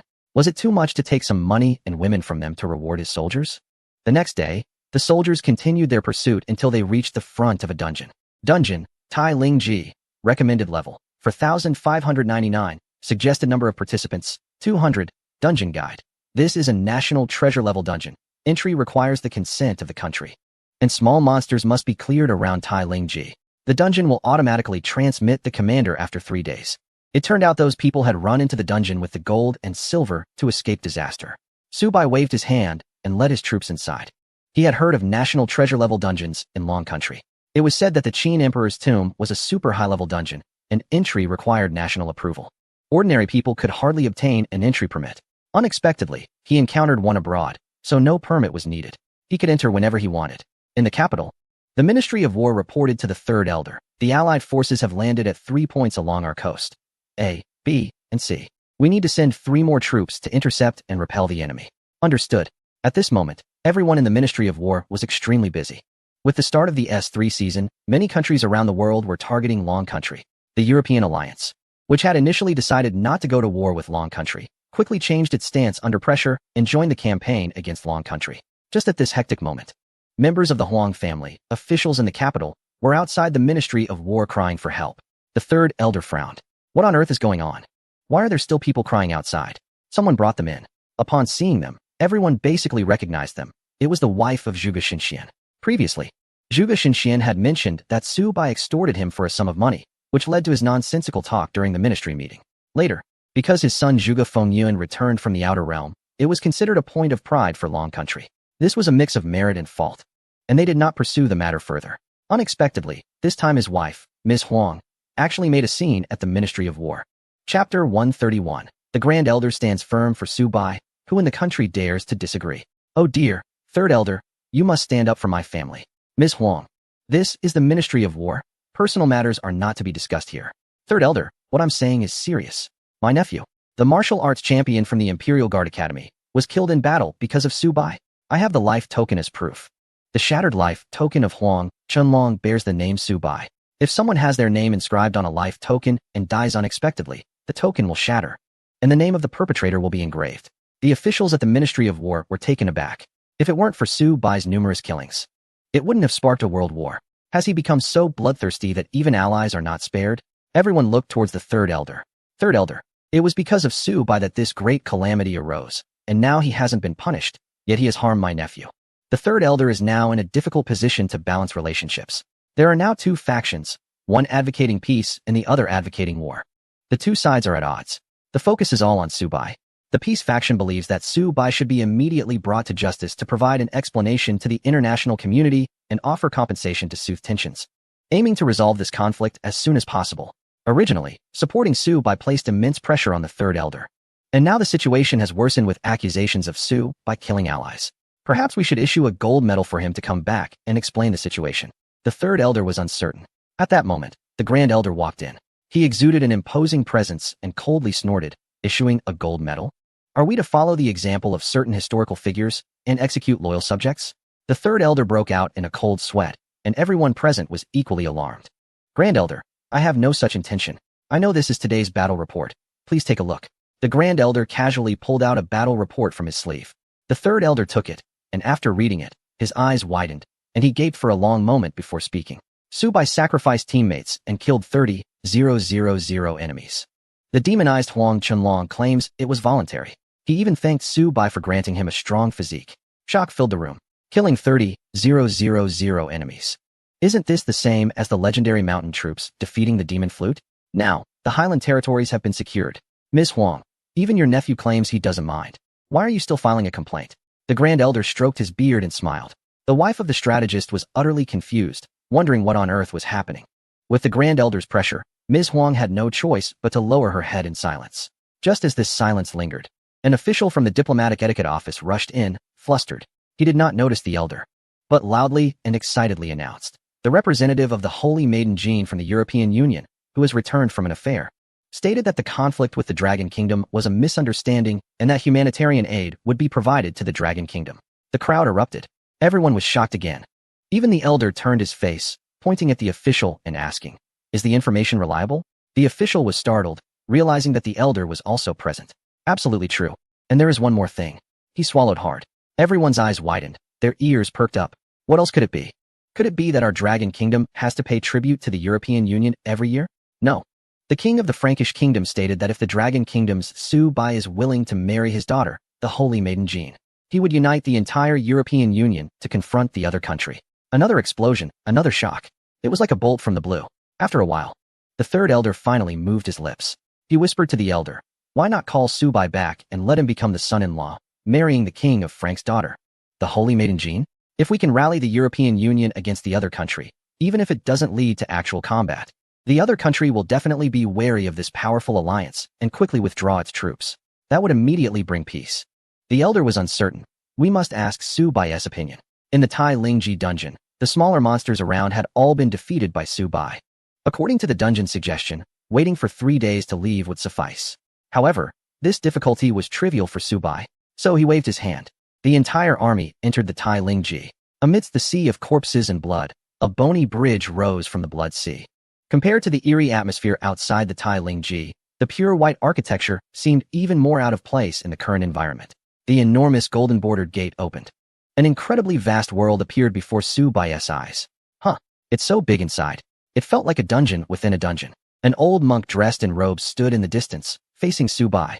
After countless cycles of reincarnation, a challenger has finally arrived. Su Bai frowned, and the soldiers beside him raised their guns. They held their heads in their hands, knelt down, and remained silent. Our soldiers would absolutely not fire. The opponent merely chuckled. Human soldiers? Young man, how confident you are to challenge the Brahma illusion. The Brahma illusion? The high monk waved his robe, and a golden leaderboard appeared out of thin air. The leaderboard displayed numerous strange characters from various countries, many of which Su Bai did not recognize. Upon seeing the 25th position, he finally recognized a name. Bai Qi.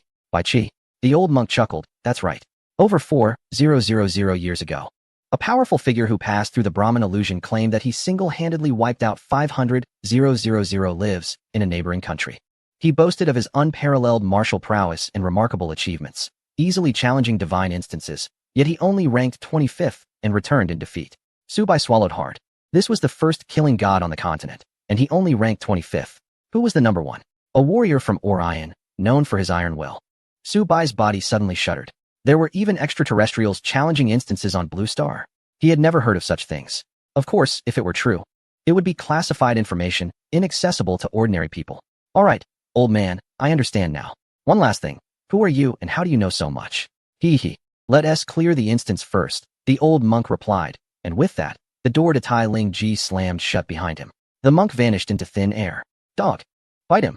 Woof woof. 5 police dogs were released from Subai's chest, rushing towards the spot where the old monk had disappeared.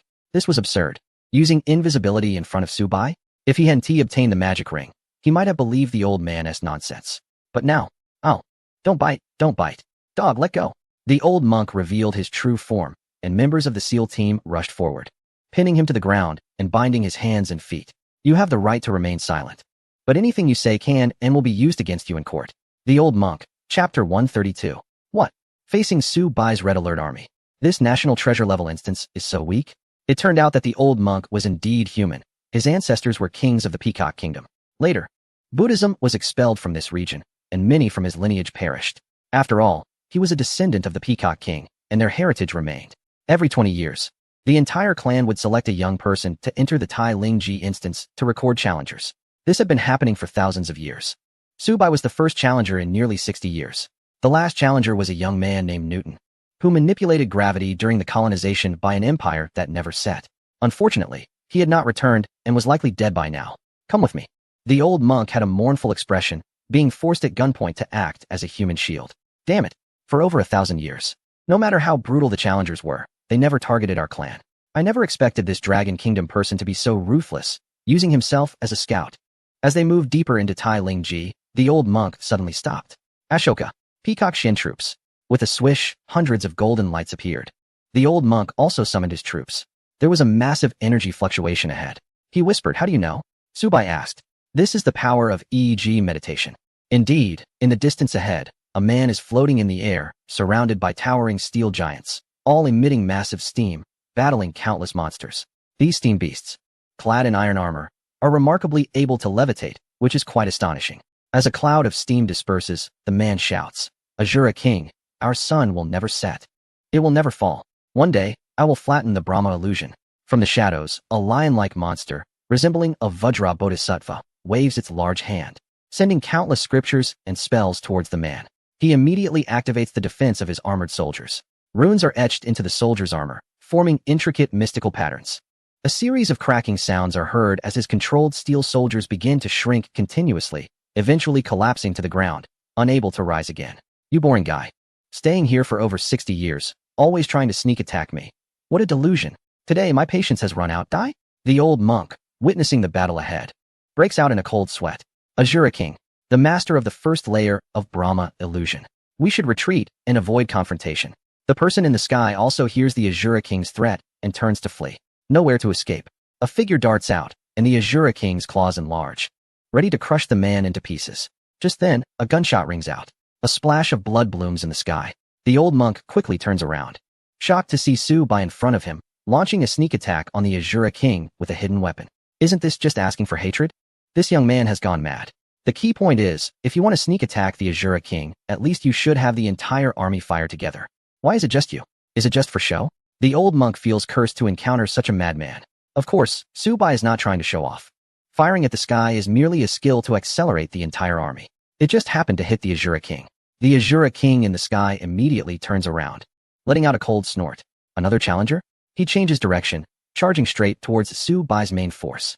The Azura King, a symbol of demonic power, creates countless shadowy fists as he charges. When he lands, the ground will be filled with massive craters. Meanwhile, on the ground, several anti-aircraft vehicles open fire simultaneously.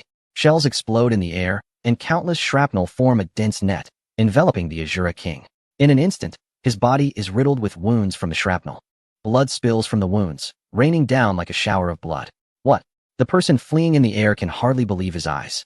The challenger who succeeded me, armed only with human siege equipment, managed to inflict severe injuries on the powerful Azura King. How infuriating. The Azura Fist of Ashoka. A flame ignited by the friction of the air quickly condensed on the Azura King's fists. It seemed he was about to execute a long-range attack from the sky towards the phoenix. Like a peacock spreading its feathers, a continuous barrage of fiery punches was unleashed, striking the units on the ground. Just as he steadied himself in the air, the black smoke from an anti-aircraft vehicle drifted by. The air was filled with the buzzing sound of mosquitoes. From all directions, dozens of rocket soldiers had surrounded him. Their weapons opened fire rapidly, launching a 360-degree attack without any blind spots. Countless golden sparks erupted from the Azura King's body. If it weren't for his excellent physical condition, high defense, and substantial health, he would have been beaten to death by the flying soldiers long ago. A loud roar echoed. The solidified air suddenly began to flow rapidly. The surrounding flying soldiers were knocked back several meters. Subai frowned. This batch of troops was still holding on. More than a dozen multifunctional infantry vehicles were summoned back. Missiles launched in a volley, with triple firepower unleashed simultaneously. In an instant, the Azura King let out a series of pained cries as his robust body plummeted to the ground. A tremendous explosion followed, sending clouds of dust swirling. The old monk and the person who had just fled were instantly shocked, murmuring in disbelief. At the same time, Subai couldn't help but click his tongue as he gazed at the large crater. Amidst the dust, that strong body was still writhing in pain. Indeed, in a level 60 dungeon, even the first gatekeeper had such thick health. He had slightly underestimated the situation. To be honest, if he were to get serious, summoning dozens of anti-aircraft vehicles would be no problem at all. However, this statement sounded incredibly pretentious and showy to the old monk and the fleeing individual. The person in the sky landed and approached Subai. "Thank you for your assistance, young man. I am Newton, a challenger from the empire where the sun never sets." Upon hearing this, both the old monk and Subai were somewhat taken aback. Wasn't this guy a challenger from 60 years ago? Remarkably, he was still alive. And he hadn't even passed the first layer of the Brahma illusion. Spending 60 years here was quite a display of perseverance. Just as Subai was about to ask how he had survived for 60 years, the Azura King slowly stood up again in the distance. "Humans, despicable humans, you will pay for this." As the gatekeeper of the Brahma illusion, the Azura King had no idea how many commanders he had killed trying to enter. It had been many years since he had been beaten so badly. His proud ego would not allow him to suffer such a defeat. He whispered softly, and one by one, the Azura soldiers rose from the ground. Newton shouted in alarm. He had just managed to organize his troops, and now this guy was summoning again. Disturbing my thoughts, die? If this guy pretended to be dead, perhaps Subai would spare him. Instead, he got up and started talking nonsense again. For Black Hawk fighter jets flew out from Subai's chest. Chapter 133. Crazy Ivan transforms allies into bombers. Explosions without cost. Swish, swish, swish. The sound of breaking the sound barrier made everyone instinctively cover their ears. Let's eliminate him. At the same time, the pilots pressed the bomb release switch. One by one, air-to-ground missiles rained down. The missiles landed beside the Azura King, and then a flash of white light erupted, followed by a thunderous roar. The massive explosion left everyone dazed. The missile detonated, creating flames and smoke that obscured everything. It wasn't until the noise that attacked their eardrums and the dust faded away that a crater was left, with no trace of the Azura King's body. Upon careful searching, some golden glowing viscera and bones could still be found, proving that this guy had an extraordinary divine nature. The Azura was thus killed by the missiles. Newton knelt directly on the ground. He still couldn't believe the situation. 60 years ago, he had proudly entered the realm of Tai Ling Ji, thinking himself invincible with his mastery of gravity and magnetic levitation. Yet, he had encountered the Azura King as a gatekeeper and couldn't even pass the first layer. 60 years had passed in a flash. He never expected such a powerful opponent to be slain by this young man in front of him. No, it shouldn't be called slain. It should be said he was killed by explosive stones thrown down. How terrifying. The strength of this young man was frightening. Congratulations, you have passed the first layer. Rewards are now being distributed. Brutal power. Would you like to start the second layer challenge? Start. Subai didn't waste words and directly opened the passage to the second layer. He led his troops and was the first to enter. Newton and the old monk exchanged glances and immediately followed. Wait for us, wait for us. You can't get through, and you don't know where to find food and drink. You'll starve. Subai ignored the two and carefully looked at the distributed rewards. Brutal power, one-time item. Attribute. Using it can make one of your soldiers more frenzied and cruel, increasing attack speed by 10. Subai blinked. It was quite weak. Perhaps it could be given to Tanya. However, considering Tanya's current speed, if Subai didn't concentrate, she might not last half an hour. With the added speed, Subai would need to take some kidney tonifying medicine. Forget it, the promotion isn't much, let's just hold on for now. Suddenly, a voice came from a distance. After hundreds of years, someone has finally stepped into this place again. Prepare to meet your end. A few golden flashes swept by. Subai quickly dodged and barely escaped. In the distance, a creature with 6 arms, half male and half female, floated in the air. The old monk quickly said, "This is the second layer of the Brahma illusion. The guardian deity, Shiva? Shiva? It seems I killed a certain individual before whose hero was Shiva. Unfortunately, the hero he produced was quite mediocre. Today, I finally see the real deal." At the same time, Newton began to manipulate his gravity soldiers to attack Shiva. Crack, crack, crack. Shiva closed his eyes, and 6 hands rapidly expanded in the sky. The speed was astonishing, like the thousand-handed guanine. The void expanded immensely, grabbing Newton's gravity soldiers and crushing them into pieces. So powerful, an absolute defense. It's impossible to break through. The old monk gasped, shocked by the scene. In the first layer, Newton could barely hold his own against the Azura king. But now in the second layer, his troops were completely outmatched. They couldn't break the defense. Shiva's fingers twitched. Instantly, countless fists appeared and slammed down. The ground cracked, revealing numerous scar-like wounds. Fingers retracted. A rain of blood began to fall from the sky. This strike landed right where the High Monk's troops were. Thousands of soldiers perished in an instant. The High Monk fell to the ground, his legs weak, unable to stand again. Is this the monster boss one faces as a guardian of the instance? This can't even be called a monster. It should be termed a deity. The power of a god. Subai furrowed his brows. This guy is indeed difficult to deal with. If I use the radiation engineers, I might turn it into green water. But one thing is certain. This boss floats in the air, and the radiation engineers can't reach it. Attempting to approach would be futile. Since that's the case, 5 anti-air vehicles rushed forward quickly, only to be crushed by Shiva in an instant, causing negligible damage. After testing with a few flying soldiers, this time, the annoying mosquitoes were swatted away by Shiva's hand, leaving a splash of blood. Newton involuntarily took a few steps back. This defense is impenetrable. We should retreat. As long as we have the mountains, we won't fear running out of firewood.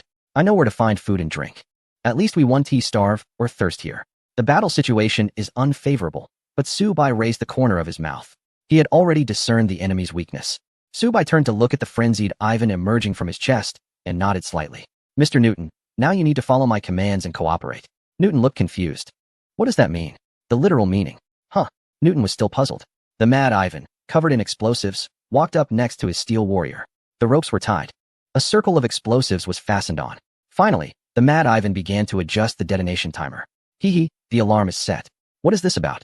Subai lazily explained. Simply saying, the steel warrior, equipped with explosives, will fly toward Shiva and give him a good beating. Newton suddenly trembled with excitement, saying to himself, is this a buff? What kind of buff is this? Why don't I feel my soldier's abilities increasing? Are you sure this is okay? Enough nonsense, just do it. A steel warrior, using its internal magnetic levitation ability, charged forward.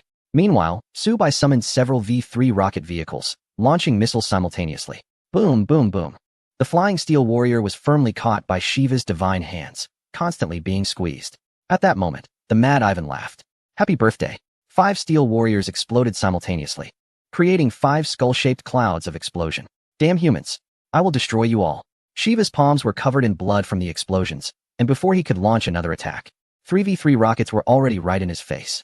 The shockwave and smoke engulfed Shiva at the center, obscuring what was happening. Newton gaped. Is this a fake buff? A death explosion? Keep going. No. If this continues, I will run out of energy. Subai punched the old man Newton down, knocking out 2 of his gold teeth, and only then agreed to continue cooperating. One by one, the steel warriors were transformed into special missiles by Subai's mad Ivan, leaving Shiva powerless to fight back. Chapter 134. The self-destructing truck makes a grand appearance, turning the god of a certain region into green water. Foolish humans, like moths to a flame, bring about their own demise. Steel warriors kept flying towards Shiva, continuously transforming into missiles and exploding in front of him. Having suffered losses before, Shiva formed a fan with his 6 pairs of hands to block the relentless bombardment. Compared to the V-3 rocket vehicles, which locked onto a position and could not change mid-flight, the controllable flying units like the Mad Ivan and Steel Warriors were much more effective. They could constantly change positions and trajectories, accurately hitting Shiva. The 3 observers in the distance could clearly see blood and flesh continuously separating from Shiva's arms and palms. The continuous explosions reached a state of saturation attack. Humans are ready to face death. In fact, Shiva also knows that if he continues to defend like this, he will surely be worn out. Suddenly, a crack opened at his forehead, and white light began to gather within. He then let out a sinister laugh, knowing that once his energy was fully gathered, the energy cannon he fired could destroy all enemies before him. However, before he could complete the gathering, he noticed a dozen steel giants lifting a metal truck flying towards him. Shiva's eyes trembled. His innate divinity gave him a 6th sense to foresee danger. The object those steel giants were carrying was definitely not ordinary. Thus, he braved the damage from the explosion and swung his 6-leafed hand once more, shattering the incoming metal truck.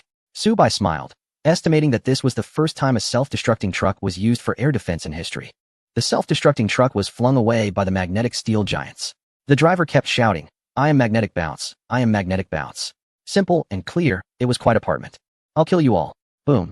With a punch, the self-destructing truck exploded rapidly, forming a massive fireball with a radius of nearly 200 meters in the air. Shiva gasped for breath. Although he was seriously injured, the flying troops controlled by that old man had finally run out of energy and seemed to be in a faint state. Next, he only had to deal with that young man. Without the old man's support, no matter how strong the young man was, he could not defeat him in the air. The six-leafed hand spun, transforming into thousands of hands, rushing forward with the force of a gale. However, just after moving less than 10 meters, he felt something was wrong. His palms began to swell and hurt. The remaining flesh on his palms started to fall off continuously, and green liquid oozed from the wounds. Soon, all the flesh on his palms had completely fallen off, leaving only bare bones. Impossible, Shiva exclaimed in shock. He realized that the affliction had spread from his palms to his arms, with the wounds rapidly cracking and releasing green liquid. At this moment, even the flesh on his forearms was scarce. The energy concentrated on his forehead quickly dispersed. This was the consumption of his magical energy to continuously heal his wounds with a recovery spell. The old monk shouted in alarm, "Not good." He actually used this move. It was said that when Shiva's vitality dropped below 50, he would forcibly activate the recovery spell, consuming 10 of his magical energy to restore 20 vitality points. To completely defeat him, one would need to deplete his magical energy. But that was a long-term endeavor. Despite having such a powerful recovery spell, Shiva still sensed something was wrong. His recovery spell only prevented the wounds from worsening and did not return him to a fully healed state. At the same time, 6 skeletal hands fell from midair. Damn it! The unyielding deity took a deep breath again, continuously consuming his magic power to heal the terrifying wounds. Yet he could only struggle to survive. He looked up at the young man below, whose face showed no signs of panic. Steady as a mountain, calm and unperturbed. Bastard! Isn't he just a human? Why is he so arrogant? Why? As his magic continued to deplete, the deity's powers were nearing exhaustion. His divine energy could no longer support his floating in the sky, and he had no choice but to descend to the ground, like a fallen god. No longer lofty and untouchable, the old monk felt overwhelmed. So formidable. Subai was truly formidable. In less than an afternoon, he had breached 2 layers of the celestial illusion. According to his ancestors' records, even the fastest iron-blooded warrior took 2 days to achieve such a feat. 5 radiation engineers were summoned from Subai's chest, stepping forward to end the deity's existence. Human, what kind of trick are you using? What poison have you inflicted upon me? I can recover from the venom of a king cobra, yet your poison is even deadlier than that of a snake. Old man, stop being so high and mighty. Learn some science. This is called radiation. After replying to the deity, Subai turned him into green water. So-called gods are indeed just flesh and blood. Against radiation, they were utterly helpless. He could only thank Madame Curie from the alternate timeline for creating the radiation engineers. Using the small to conquer the great, he defeated the self-important god. Item acquired. Power of meditation. Gold acquired. 300,000. After the deity's death, he dropped an item. This item was similar to the previous one. Both were one-time use and targeted a single unit. At this moment, Subai was unaware that his speed and clearing levels had caught the attention of observers from other galaxies. He was simply overjoyed because he received 300,000 gold coins, completely covering the costs of unlocking the self-destructing truck. Moreover, he had unlocked a new achievement, Resource Overlord, which opened up a lottery. In the first draw, Subai got an allied base vehicle. In the second, he only drew a magnetic tank. He wondered what he would get this time. Nervously, he clicked confirm. The next second, in Subai's stony sea, that familiar and mysterious wooden box appeared again. This time, he decided to play a little trick, letting the previously drawn magnetic tank crash into the box. Prize colliding with prize, he was curious about what kind of chemical reaction would occur. As the box broke open, a large vehicle resembling a bus appeared in the stone sea of Subai. Just as he felt excited, he quickly calmed down. It turned out to be a military base vehicle. Unfortunately, Subai already had one of these base vehicles. Never mind. Having one more base vehicle could help him expand his territory in the outside world. It wasn't a total loss, but he still felt a bit disappointed. If only the base vehicle could belong to Yuri, that would be even better. The 3 factions would be complete. After a 10-minute break, everyone continued to advance. At this moment, Newton also woke up. Come with me to that place to eat something and regain our energy. Eating and drinking is the primary task for me in these past 60 years. Since Subai arrived, he had been continually mentioning it. Chapter 135, Tanya's charm improves. Subai sharpens his blade at night. Newton led the two to a large river. I've been drinking this water to survive until now. Subai looked down and noticed that the water was not normal. It was white and viscous, with a foul smell. However, the rivers upstream had stopped flowing. Newton was also curious. It shouldn't be. This river has been flowing continuously for decades. They walked upstream for an unknown number of kilometers. At the source, a woman was standing there crying. She had 4 arms, holding lotus flowers in 2 hands and a pure vase in the other 2. Upon seeing the group approach, she immediately became aggressive. The monk shouted, "This is bad. This woman is the wife of Shiva, Ganga. You killed her husband, and she has come for revenge." Subai laughed, "Killed the young one, and now the old one comes to seek vengeance? Perfect, let us eliminate them all." 20 light beam tanks were summoned, concentrating their fire on Ganga. "Ah, I will kill you. You killed my husband." Subai shook his head. The firepower is still too light. He summoned another 50 rhino tanks. "Stop fighting. I am the goddess of the Ganges. If you kill me, the Ganges will dry up, and over 1 billion people in this region will suffer from thirst." Subai raised an eyebrow. Such a benefit? With a wave of his hand, he summoned another 50 grizzly tanks to join the battle. "Stop fighting. Do you know? Without the spices my husband added to the Ganges, that man would have starved long ago." She pointed at Newton. "Spices? White ones? With that foul smell?" Subai was sweating profusely, relieved that he hadn't drunk the river water. It turned out to be squeezed out by Shiva drop by drop. The old monk nodded. Legend has it that the entire Ganges is what Shiva extracted from milk. Newton felt as if he had been hit on the head, feeling suffocated, almost spitting out blood. It turns out that after drinking water for 60 years, I was actually consuming someone else's for 60 years. This made me furious on the spot. Steel warrior. Go and fiercely beat that woman. Defeated the river goddess. Gained experience. 1,000,000. Gained item. Lotus purification bottle. To my surprise, this woman actually had 1 million experience points. Successfully brought Subai to level 48. Check the dropped items. Lotus purification bottle. One-time item. Attributes. The Lotus purification bottle contains divine nectar, limited to 1 unit usage. Increases charm by 30. And overall attributes increase by 100. Finally obtained something good. Compared to the previous brutal power, meditating is just nonsense. Clearly, my wife's item is much better. Subai immediately summoned Tanyaya. He instructed her to drink this item. In the next second, this blonde with big waves underwent a new transformation. She became even more voluptuous. Originally a 9-point beauty, she now directly jumped to a 12-point. Subai found it hard to control himself. Looking at her attributes. Tanya. Strength, 350. Agility, 550. Defense, 300. Health, 2,200. She hasn't even reached 3 stars yet. After several rounds of item enhancements, she was already this powerful. And importantly, she became more beautiful.